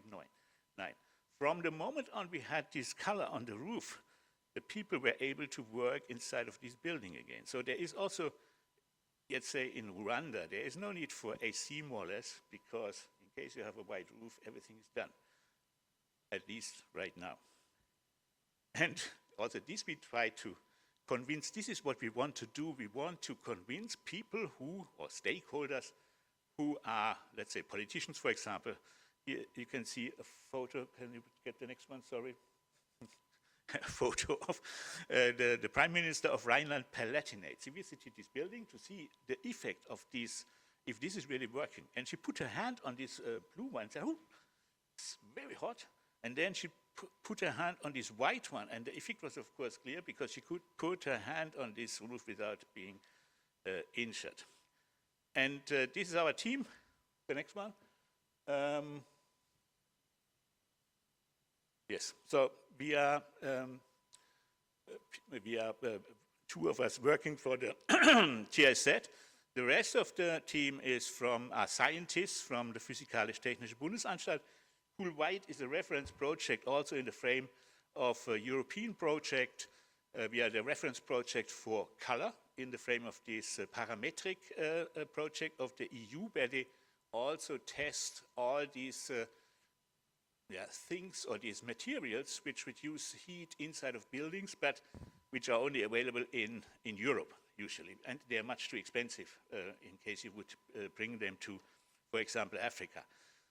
Right now we are, let's say, scaling up our project. We went to South Africa. We have been, or we are going to be in Tanzania and Kenya, and of course we also give advice in case you are interested in what we do and how we do it, then please don't hesitate to come back to me. Thank you very much. And in case you have questions, of course. So we have time for one or two questions, if there's any questions from the countries. Yes, Chile again, please. Thank you. Thank you for the presentation. So in Chile, in summer it's very hot, but in winter it's very cold. So what is the effect of the white painting? The effect is not as bad as you might think, but of course there is a small effect. But it's it doesn't matter too much to be true. Yes. So we don't know yet because we have never been in a country like yours where you have these very high differences. We have been in South Africa where we had the same situation, but let's say this effect of the white color for them, because it's the reduction in summertime, yes, is, well, it's better for them to do it white than to keep it like the color they have, yes. Thank you. I can see a question from Mauritius. Actually, I wanted to know if you have been able to measure the temperature 1 year or 2 years after the cool paint on the buildings. Yes. So we did this, so already. So we are now, as you know, we started in 23, but Yes. Let's say we are on the run. It's the same. The problem is only that you have to, of course, maintain the roof somehow. Yes, because actually we have a few cases in Mauritius. We have to, the maintenance is quite troublesome. No, the maintenance, in case you did the coating very well, yes, so you need to clean it really accurately. This is a very shit job to be true, yes. I say that, or in case you have a Kercher, you know, such a machine with the water, yes, then it's easy. But it must be really accurately clean. Then you put on a primer, yes, so a grounding for the color to be good in shape, and then you put the color usually 2 times, yes, and then afterwards, of course, also there are colors which are very smooth. Yeah, this is very good, but you just look in the market, and if you then put it 2 times, then in the future it's only enough if, for example, in case there is dust or something like that, you just clean it with water. That's it. 8 to 10 years. Yeah. Okay. Depending on the surrounding. In case you're on the seaside, it might be only 8, 7, 8, yes, because of the salt maybe, something. Yeah. Okay, thank you. Thank you. Pastor Panama. Thank you for the presentation. My question is following the question before. And what type of paint is being used to coat the rooftop white? And does it include any additional features such as active cooling or self-cleaning properties? No. And its approximate cost per square meter? Sorry, the last one? An approximated cost for per square meter? So the only 2 color which is available, was available in the markets, yes? In South Africa, it's like this, that on the cans, they already say, in case you put this on your roof, it will reduce the temperature. But the people don't, I don't know why they don't do it, because they may not like, of course, it's also some kind of a fashion. They want to have roofs like in Europe, red ones, blue ones, dark, black ones, yes, like this. But these colors, they are very normal roof colors. And the reflection rate already of all these what we had is around these 90, 91, 94 even %. And this is enough. The cost, in case you color it, is around, it's a big expensive, of course. It's around $450 per 100 square meters, including the work, but this is in Africa, of course, yes. So it is, in case you have a big place, of course, it costs something, yes. But in case you have a small house, for example, then, of course, also the cost is bearable, yes, usually. And what was it? And of course, in case you have a new building or you have to replace it, you order already a white roof, let's say, because these metal sheets are available with any color you like, yes, because they can put on a white color or a red one, doesn't matter. The price then is the same, yes. If you take a blue one or red one or a white one, black, doesn't matter, the price is the same, more or less, yes. Okay, thank you for the question. Pastor Tamonadu, Sudha. Thank you for the presentation. It was quite an interesting findings. I have 4 questions to you. The first question is, it's been said that this kind of surface treatment will be effective only on the first floor, means the topmost floor. Did you also check it up in multi-level buildings? That was the first question.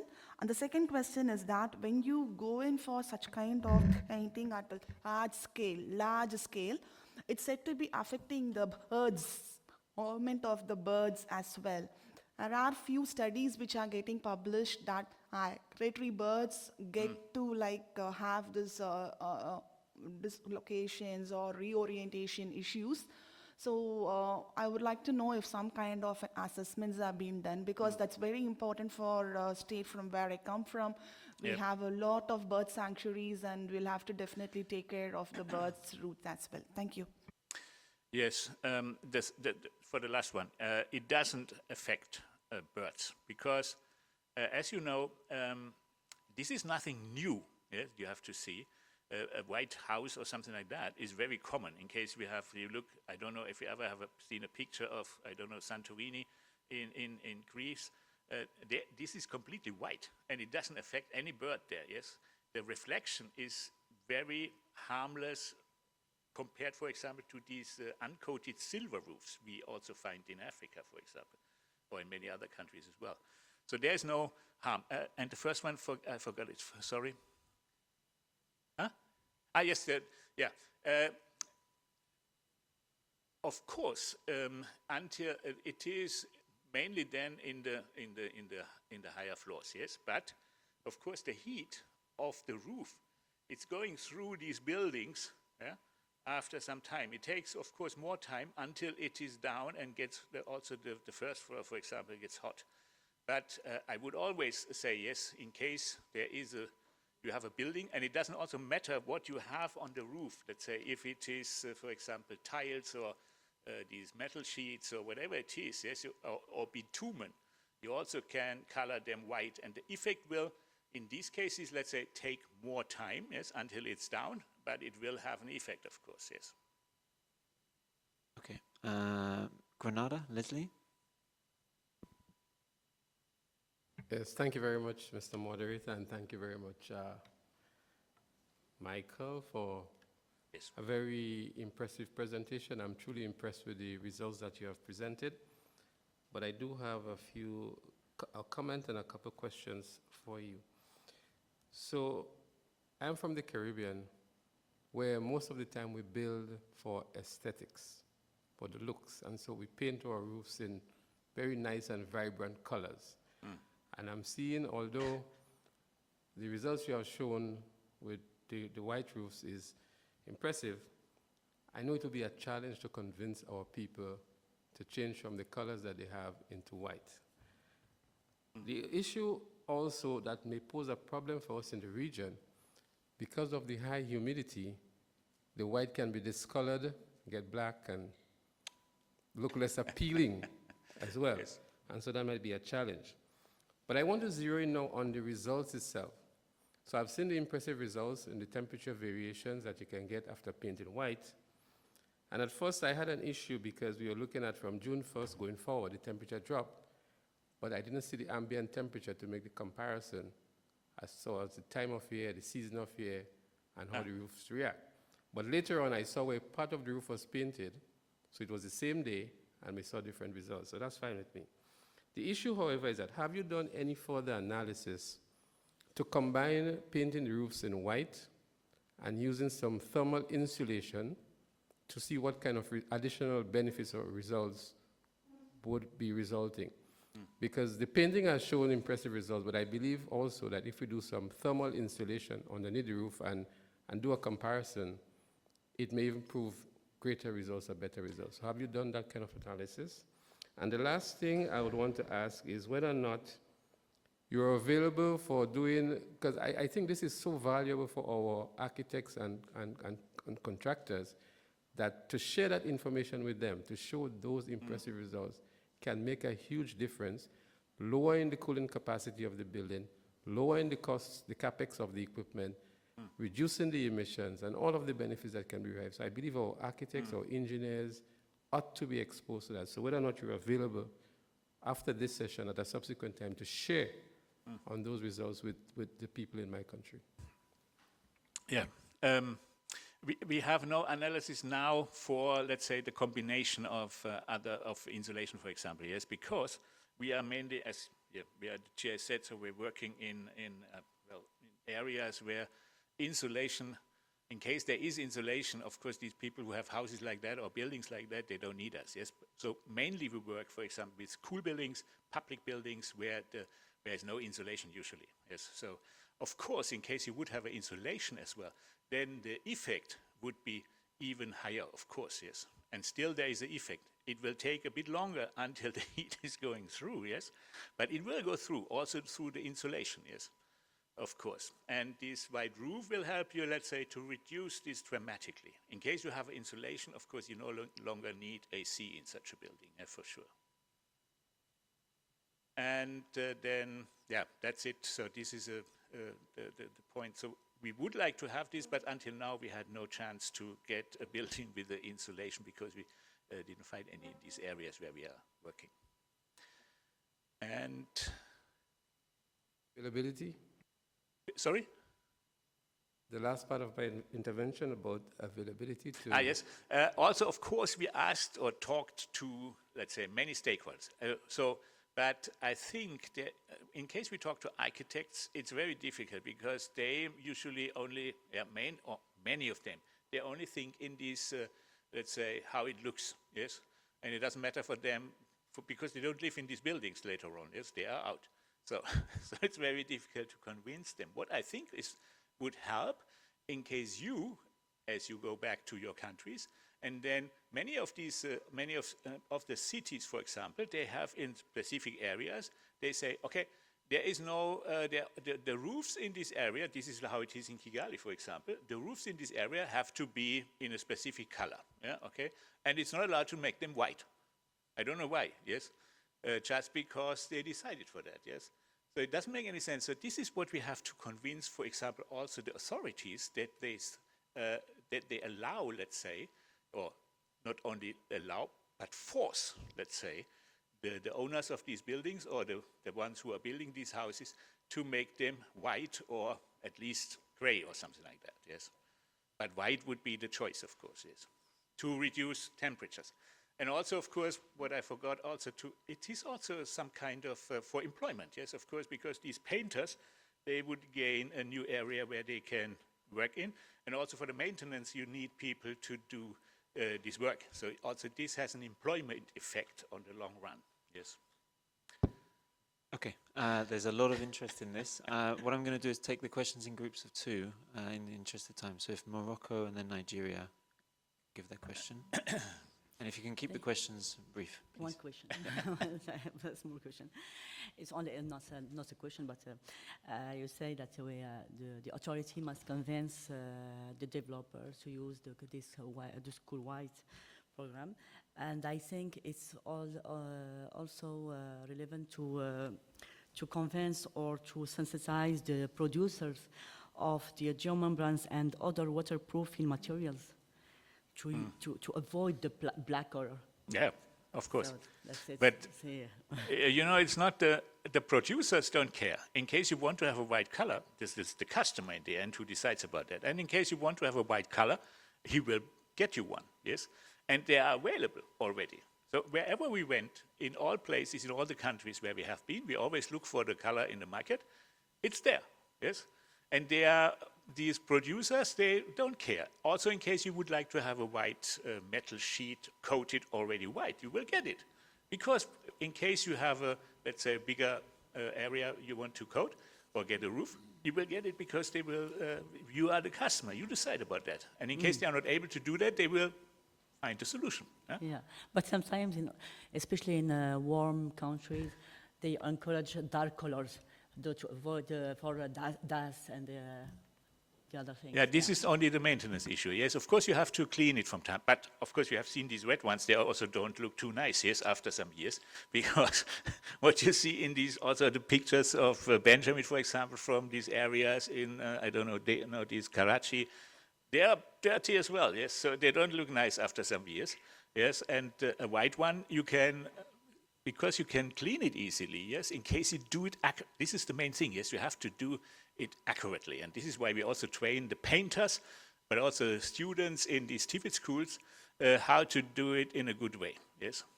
And this is really something which is necessary, yes. Okay, yeah, from Nigeria, and then I can't read the others. Go ahead. All right, thank you so much, Mr. Michael, for the presentation. Okay, I have a concern about the white roof.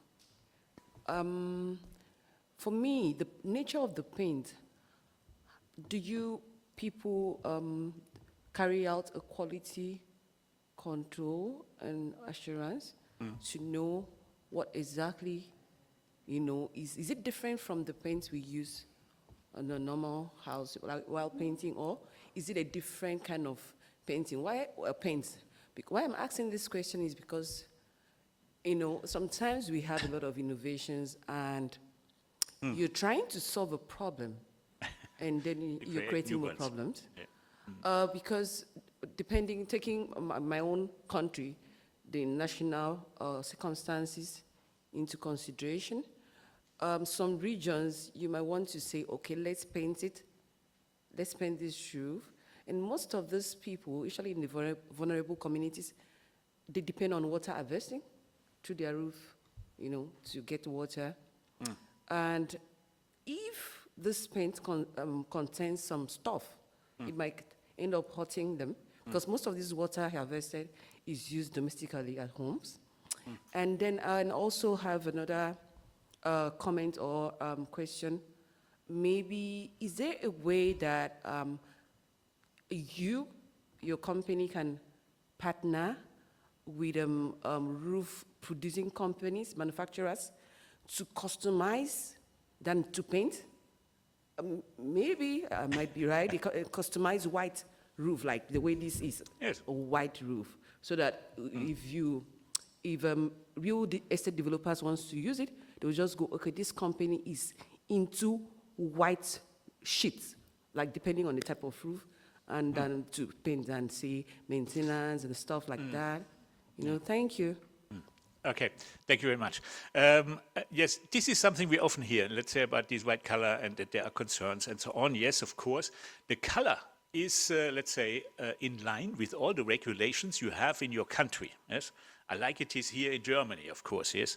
And of course, all the other colors, the red, the blue, the whatever it is, green and so on, you have to have the same concerns in the end, yes, because, well, in case you get the water from a plaque roof, for example, there may be, what is this, what they put inside in this color is a pigment which they take from ashes or something like that, yes. So also this is maybe not nice to have it in the water, yes, but of course these colors are usually proven that they are not harming your health, yeah, of course. And this is, I think this is also more or less reliable, because the producers of these colors usually work, they're working, I think also the ones in Nigeria, they work more or less Africa-wide, they sell their colors in many, many countries.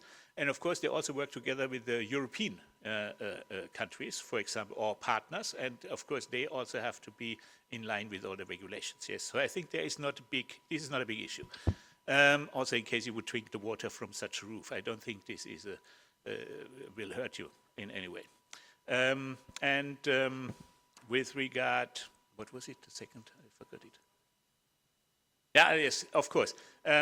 As you know, maybe there are, of course, buildings where you have to have a white metal sheet around for the whole building. For example, these cooling storages. Yes.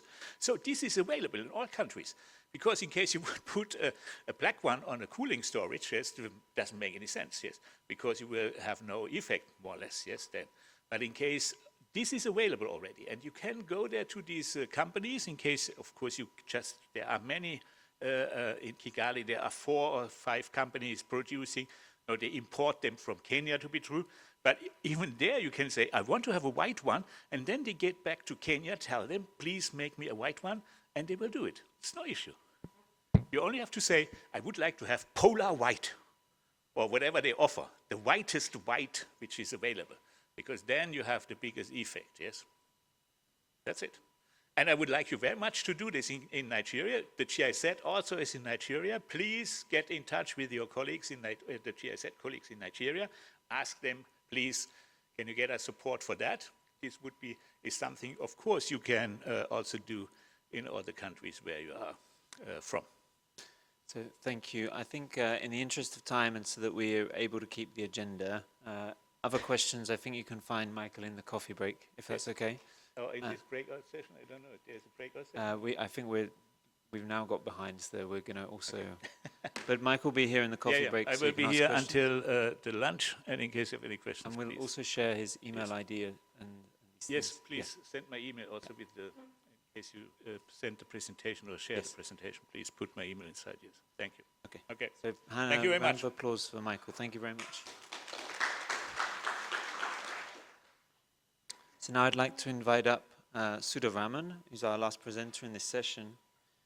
Sudha Raman is an Indian Forest Service official and the member secretary for Tamil Nadu State Planning Commission. She'll be talking about the work that Tamil Nadu is doing on extreme heat, passive cooling, and sustainable cooling. On average today, right now, Chennai is recording about 41 degrees Celsius. And yeah, having said that, the economic, health, and the agricultural consequences because of the heat is also huge. And we are located on the leeward side of a hilly range, and that also poses us a big challenge of water availability. So heat is not just a concern with respect to urban heat island effect or something. It's a complex condition because we have also been recording a high incidences of wildfire, forest fire, and the number of incidences, I think Japan, who spoke about that, is I think he also insisted on how this forest fire incidences are getting more. So heat is definitely not a concern of only urban heat island, vulnerable communities. It's definitely a huge, multiple complex scenario which has to be handled as an ecosystem. Next slide, please. So the need for heat mitigation comes from urban heat island and recording maximum temperature, and we have run around a simulation of estimating about the temperature to rise by 3.1 degrees Celsius by 2100, and agriculture is said to be affected, not just the farmers in terms of income, but also the productivity. And heat-related illness is said to be really, really high. Last year we recorded 12 deaths and, 23, we recorded 12 deaths. So it's not, this was the question which I raised to Japan. Still we are finding it difficult to ascertain that the death is only because of heat, because of a lot of other comorbidities. And the need for the heat mitigation comes from rapid urbanization. What's happening? Already I said 52% of the state is estimated to be highly urbanized. Urbanization not just means wherein the built area increases, it also attracts a lot of people to move from rural to urban area seeking employment. So exposing a lot of communities to extreme heat is a serious concern here. And night temperature is significantly being increasing, which affects really the quality of life, affecting a lot of health-related ailments are also being caused. Next slide, please. And next slide, please. Here we have an estimation of how extreme the districts are going to be facing, and we have got scenarios built in. Next slide. Yeah, so with heat rises the risk of vector-borne diseases.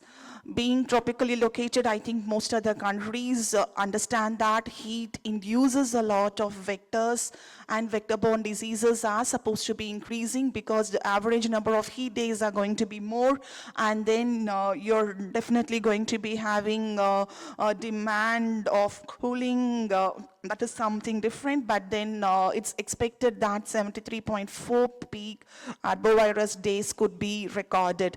So we are doing a simulation exercise of how dengue and diseases like Zika could be also be increasing, and what kind of an health system has to be, how this health system has to be evolved in addressing these challenges. Next slide. Having said this about giving you an overview of the scenario, what went about is we adopted the methodology of UNEP. We referred to the Beat the Heat document, and we went about doing this heat mitigation strategy for Tamil Nadu. This was the first of the strategy document exclusively done at a subnational level in India, which helped the state government to declare heat as a state-specific disaster. So the importance of, next slide, the importance of declaring it as a disaster, this talks about the action pathways which we have mentioned in the heat mitigation strategy, which outlines the roles and responsibilities of each of these departments which is working in the street, outlining how it has to be handled and what kind of mitigation measures have to be done, mostly about the do's and don'ts, indicating short-term, mid-term, and the long-term goal. Next slide. So the consequence of declaring heat as a disaster gives the opportunity for the state to utilize the disaster relief fund for heat mitigation activities. And I would like to draw your attention on the ex gratia amount. The ex gratia of about 4 lakh INR is being given to the deceased victims. This is a reason that we need to ascertain that the death is caused only by heat and because of heat. Therefore, the people will be able to get the ex gratia if they are victimized. And other things, I think heat action plans and all that are the consequence of declaration of heat as a state-specific disaster. Next slide. So these are some of the works that's already been done. I'm quickly running. Heat declaration, establishing of health and climate change hub within the Health and Family Welfare Department. Chennai has exclusive climate action plan, and the district administration issues lots of advisories. Green shade nets is being installed in all the traffic signals. We have established dedicated wards for people reporting heat ailments. And the last picture is the construction workers, and most of these workers who are working exposed to heat, they get advisories, and people who are engaging them get advised of reducing the working hours for the challenges of they getting exposed to heat will be reduced. Next slide. And this is a recommendation. Next slide. Next slide. Yeah, that was the fourth image, was the one I talked about, the construction workers and all other workers given advisories of reducing the working time. Next slide. So this is a recommendation which had come from UNEP of how we have to handle heat at the national and subnational level. I think all of these items which has been listed out here, it's a check mark for Tamil Nadu. We have did UHIE assessment, we have worked on cool roofs, we are building nature-based solutions and initiated projects. In the subsequent slides, I'll be able to just quickly run through of what are the different state level actions that's been done in terms of handling the extreme heat conditions and sustainable initiatives to handle the heat mitigation as well. Next slide. So the studies, assessments, and frameworks and strategies, all of it, it's available on our website. People who are interested to get details can get in. This is an extensive exercise of doing UHIE analysis at the state level. We have did for 11 smart cities, finding out what are the hotspots. Next slide. Finding out, next slide. Yeah, finding out what are the hotspots, and this calls for specific local level action at each of these areas. As I already said previously, the nighttime temperature was said to be increasing in the last 2 decades by 1.5 degrees. So this insists that the need for cooling is also more because people need the comfort, which also gives a lot of pressure in terms of energy and the GHG emissions. Next slide. Yeah, this is one analysis we did because, as I said, the state is rapidly urbanizing and industrialization is going on in a rapid rate. We went about doing the assessment of how the urban growth has been, happening and how that translates into thermal stress as well. All of these reports are available for you on our website. You can just get into our website and get it downloaded to understand the methodology. Next slide. Next slide. Yeah, this is one important thing, how we are going to handle this. So we did a rapid assessment at a micro level of what is the AGI potential, blue-green infrastructure potential. Next slide. You have a map here, next slide. All of this is be shared with you. So this gives the potential of what is the potential of green cover, rice to be, which could be taken up, and the potential increase in the blue cover. And we are also focusing on the BGN, blue-green network facilities, assessing the present status and seeing how this could be enhanced further. Next slide. Yeah, these are two important flagship schemes what the government has rolled out recently, which is Green Tamil Nadu Mission to increase the green cover by 1/3 of our geographical area by 2030. And Tamil Nadu is one state which has got a lot of wetlands. That was a concern why I raised about the migratory birds. And we have declared about 20 Ramsar sites within the small state. Next slide. And we went about, with the support of GIZ, we went about doing this NBS framework.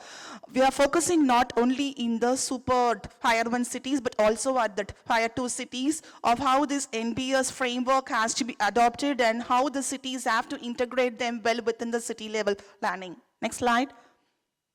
Next slide. Sorry, I have to run through this, and this is available. You can definitely appreciate and, when you have access to these slides. Next slide. Okay, so we went about doing this assessment. Okay, having said about passive cooling and all of that in the earlier slides, we also did this opportunity of utilizing the district cooling system. We found out that cooling as a service would be one appropriate manner in which DCS could be potentially leveraged or established. And Chennai is the IT center wherein a lot of data centers are getting established. Therefore, we see a lot of opportunity in the fintech city, which is about to be established shortly. Next slide. So we have developed also a framework of how this has to be adopted and what is the milestones, in getting this implemented. Next slide. Next slide. Yeah. And now we are working with SDC support on developing a passive cooling strategy. And we know that this passive cooling strategy is always been talked at the top level, but then our interest here is more at the city level and at the institution level. It's multiple institutions come together adopting this passive cooling strategy, which definitely will have an effect on reducing the UHIE effect at the cities. So we are working on, here we are not just recommending those methodologies that's been prescribed in the Western countries like India, we're also documenting the traditional local knowledge, the traditional practices which these local communities have been adopting since time immemorial to reduce the effect of heat. So all of it, it's going to be a mix of both traditional practices as well as modern technology, which can come handy for the cities and the buildings to be adopting. Next slide. Yeah, as already discussed in detail, we also went about trying the school roof project. I think Benjamin had a presentation, he had covered it in detail. Next slide. Yeah, the heat action plans at cities are already present, it's available as NDMA had already presented. They have about 210 heat action plans in India and Tamil Nadu. In the phase 1, we have about 11 heat action plans are available right now, which integrates local level, heat action to be initiated. Next slide. So these are the 11 smart cities. This kind of analysis, it's been done in detail, mapping which region is highly sensitive to urban heat island effect, and specific recommendations to each of these regions is being recommended in each of the heat action plans, for which I'll be able to showcase in the subsequent slide of how Chennai went about doing this. And Chennai, I think UNEP supported the government of Tamil Nadu in establishing this methodology by referring a lot of literature and published articles of how this assessment could be done. And a lot of this not just considers only the data at present, it considers historical data as well. Next slide. You'll be able to see how the land use land change cover has been, also been integrated into the urban heat island effect in assessing how the built environment had increased and subsequently translating it into UHIE effect. Next slide. Yeah, these are the kind of images, not just spatial. It was 1 year observation went into this. It's not just the spatial imagery, it's also on ground, establishing the sample points on ground and on ground assessments, which had helped us in mapping the hotspots. Yeah, next. Next, so with this I end my presentation. So this is available to you, so feel free to reach out to me if at all you have to hear more about it. Thank you for the opportunity. I thank UNEP and definitely thank the government of Tamil Nadu for taking this lead initiative. I thank all the host countries here, Germany, Brazil, Italy, and UAE for giving this opportunity. Looking forward to work more with you all. Thank you. Thank you so much, Sudha. So I think if anybody has specific questions for Sudha, they can raise their little country flag. Okay, so what we'll do, we do not have time for the breakout sessions, unfortunately, but what I thought is if all the speakers are at the table and if there's any additional questions or areas that people want to discuss on this, there were two questions we missed from the Bahamas and Kenya for Michael. If we want to quickly raise those now. Is Michael at the table? Yeah, Michael, come to the table as well. Yeah, so if those questions want to be asked now, that's fine. So maybe the Bahamas first, Charles. All right, thank you very much for the opportunity. I have a quick question. Just understanding that there are some small island developing states who are members of this initiative.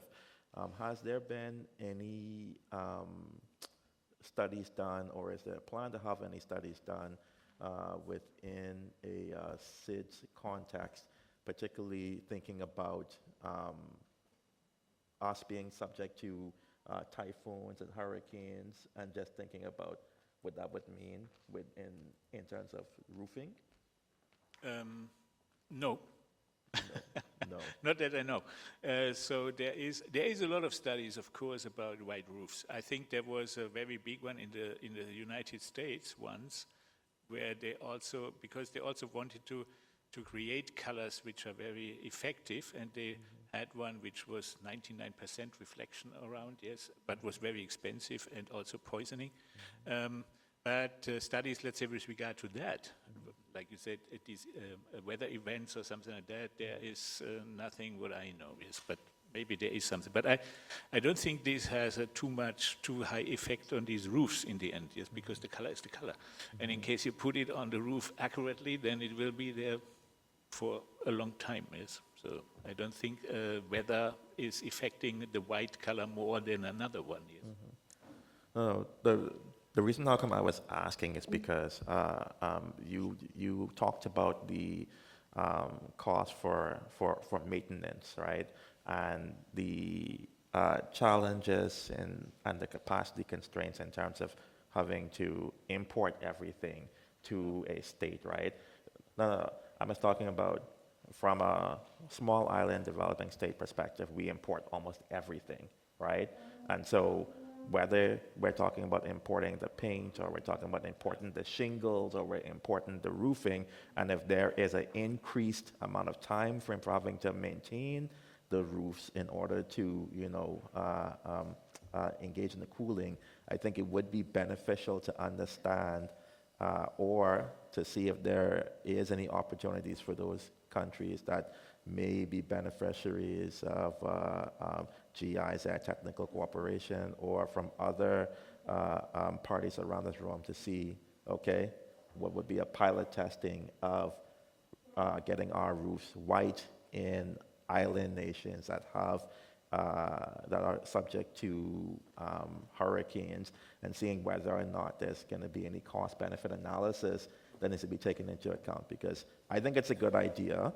From the office I represent, which is the Prime Minister's office, we will have a conversation with our Ministry of Works to understand if this has been communicated before and what are the pros and the cons. But I think understanding and contextualizing this particular intervention would be important, because then perhaps you can look at replication across regions that share similar circumstances. Yes, of course. I don't know the situation of the Bahamas, yes, of course. But I know, for example, in Africa, for example, there is a lot of color-producing companies already, and they are also doing this already, yes? So this is available. What you might have a look on is if there is really no color producer in the Bahamas until now, nothing. I am unsure at this time.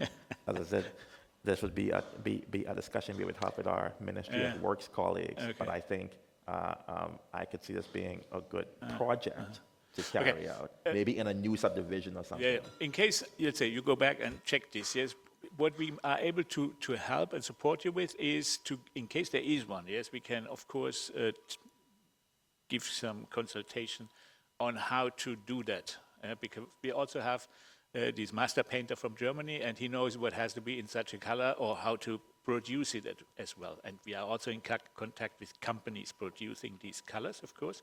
We right now had a South African company. They had no roof color in white until now, but they did it now, yes, and they will also sell it in South Africa now. They start now to sell it. Of course, other companies are already there who have this, yes. And with regard to all these other issues, I think, of course, we don't know exactly, because we have a very, I must say, Cool White is a very, very small program. Even in the GIZ, they all laugh about us because we only had a budget of 220,000 euros in 23 and 24, and together with the Physikalisch-Technische Bundesanstalt. Yes? So we are very small, but we have a very big impact already, because it's very interesting for a lot of people, as you can see. Whatever is a need where you need support with regard to how to do that, how to train the people, we have a curriculum for that, yes? Because also this is not a big thing, of course, because you only have to tell them you have to clean something very, very accurately, yes, for example, and then put the color on it. Whatever it is, also in case you deal with the stakeholders or people from the government, from authorities, whatever it is, this is what we are able to do, and we are willing to do it because we are very, how to say that, keen to support you in this, doing this. Yes, whenever need, let's say, we can have a call, and we also are able, because we are also convincing, I think, somehow, we are willing to support you in doing something. This is, so we have no money, but of course the GIZ in the countries, in case there is a GIZ, you can also ask these GIZ colleagues. There is always usually an energy program or a climate change program, and they, of course, you could address and ask them if they can support you with this, yes, in case there is a need. And also then you can tell them, okay, I was in touch with Cool White. Please get them on board, and then we will support you. And for sure we'll do that, yes. Even so, we are only 2 in the GIZ. But also the scientists in the Physikalisch-Technische Bundesanstalt, they are very keen to do this, because it is not enough, let's say, surfaces which are right now done white or not as dark as they are now. And also the combination, it's not only white, of course also green, and this in combination, green and white, this is what we have to do in our cities as well, yes. Okay, thank you so much, Michael. Okay, I'll take one more brief question, if that's okay, and because we also have to move to the coffee break. He's from Morocco. There's no other question. Yeah, thank you. It's for the first one, for scaling up action on heat adaptation. I think it's essential to implement regulation with the urban planning frameworks, and the developers should also be required to integrate passive cooling strategy into the design of their projects. Like, I don't know, for the projects of building, of housing, it must be required to leave an area for planting or other thing, including industrial zones. And even with the regulations, even with urban planning, we must have monitoring procedures because to ensure compliance with during the construction phase. Thank you. Yeah, I completely agree. I think we can also share a lot of learnings from the SDC project, from the GIZ projects that are happening around the world on this. Yeah, from Kenya, I think I missed that. Thank you very much. First, I'd like to thank the co-chairs and the hosts for convening this meeting. I had a few questions, but most have been asked by those who spoke before me. So, because I wanted to ask about the impact on the water quality, on potability, and whether the comparison had been made with the silver, the uncolored sheets, you know, because you mentioned red, green, and the blacks, but I've not seen whether, because they are quite close. But my main question is about, for most of us in Kenya, the house is an extension of the persona. It is something of pride and something that is to be decorated, and you know, it speaks to the community. It's understandable for a commercial or residential building to quickly shift because it makes sense in many terms. But so I'm wondering whether you've had this experience in Rwanda or elsewhere, where there's resistance mainly due to the social perceptions rather than the scientific or the numbers. First, the silver sheets. Silver sheets are not good because the reflection of these silver sheets is, I don't know the English word, diffuse. It's not up. But Yeah, diffused. Like, huh? Like diffused reflection. Diffused, yes.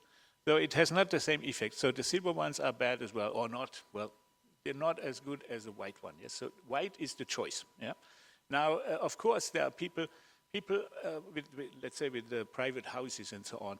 I was in touch in Rwanda also with a colleague from the Ministry for Environment, and he invited all the people who he thought would be interested in this in white roofs, yes, or in the Cool White project, yes. And then we had the presentation and we talked a lot, and he was really convinced. And what he did afterwards is to color his own house white, yes, the roof of his own private house. Because the point is, in case, let's say, you are living in a house where, let's say, you have no insulation, or not a good insulation, yes, the roof is very hot, and this is for red, blue, black, green, yes. And you have the choice now to say, okay, I want to change my roof anyway. I have to color it, for example, new, or I get a new roof. And then you should think, and this is what you have to convince the people, to think about, let's say, the cost you would have with the red one in comparison with the white one. So in case you make it new, there is no difference in the cost because the price for, let's say it's a roof, whatever kind of a roof it is if you have a white one or a red one or a black one, doesn't matter. Yeah, the price is the same, more or less, yes, in case it's these metal roofs, for example, yes. But the cost for cooling it down, of course, compared, let's say, between a red, blue, even darker one, black, and a white one, yes, is the one is 0, and the other one you have to use a AC. Huh? So in case you have a house and you are a rich person, I think, more or less you may be a rich person, for example, or there are many rich persons, of course, who have this idea that they want to have, let's say, such a red roof, for example, because it's a fashion thing as well also, yes? Then you have to, in case you want to convince people, then you have to tell them, hey, you cool down your house right now with the AC, okay? Because it's hot, and you cannot sleep in the night in case you have no AC. Your children cannot learn because it's too hot inside, and the performance of the children in the school because of these roofs in the house is less good than in case they would have an environment which supports them also with regard to heat. And then to say, okay, maybe a white roof, by the way, it looks very good, to be true, yes. They look really very nice, yes, when you have it new, of course, as well, but all the other ones look good when you have it new as well. But the white one will reduce the cost of your living as well, yes, and increase the performance of all people who are inside. You will better sleep because you don't face the heat in the night, for example, yes. All this will stop, not 100%, let's say, yes, but to a very large extent. And this makes it interesting to convince people not about, let's say, a fashion or something like that, but about the cost and about the well-being of the people who are inside. If it is a school, industrial building, whatever, yes, in case you have this industrial building I showed you where he had this black roof on the top, of course, his workers suffered from the heat inside of this building. Yeah? And he had a lot of accidents because of that, okay? And this will be reduced because people are more concentrated in case they don't suffer from heat. That's the point. Okay. And it's Michael, difficult, of course. Thank you. Maybe I can interrupt. I think we have to close this session, Okay. unless there's That's any... good. Can't But see we are any- going to come to Kenya soon because we have a project with the KCB Bank, and they would like to introduce this Cool White project in Tanzania and in Kenya. So maybe we All right. can exchange contacts and then have a meeting. Thank you. Thank you, Michael. So you'll be here in the coffee break as well, I think. So we can break for that now.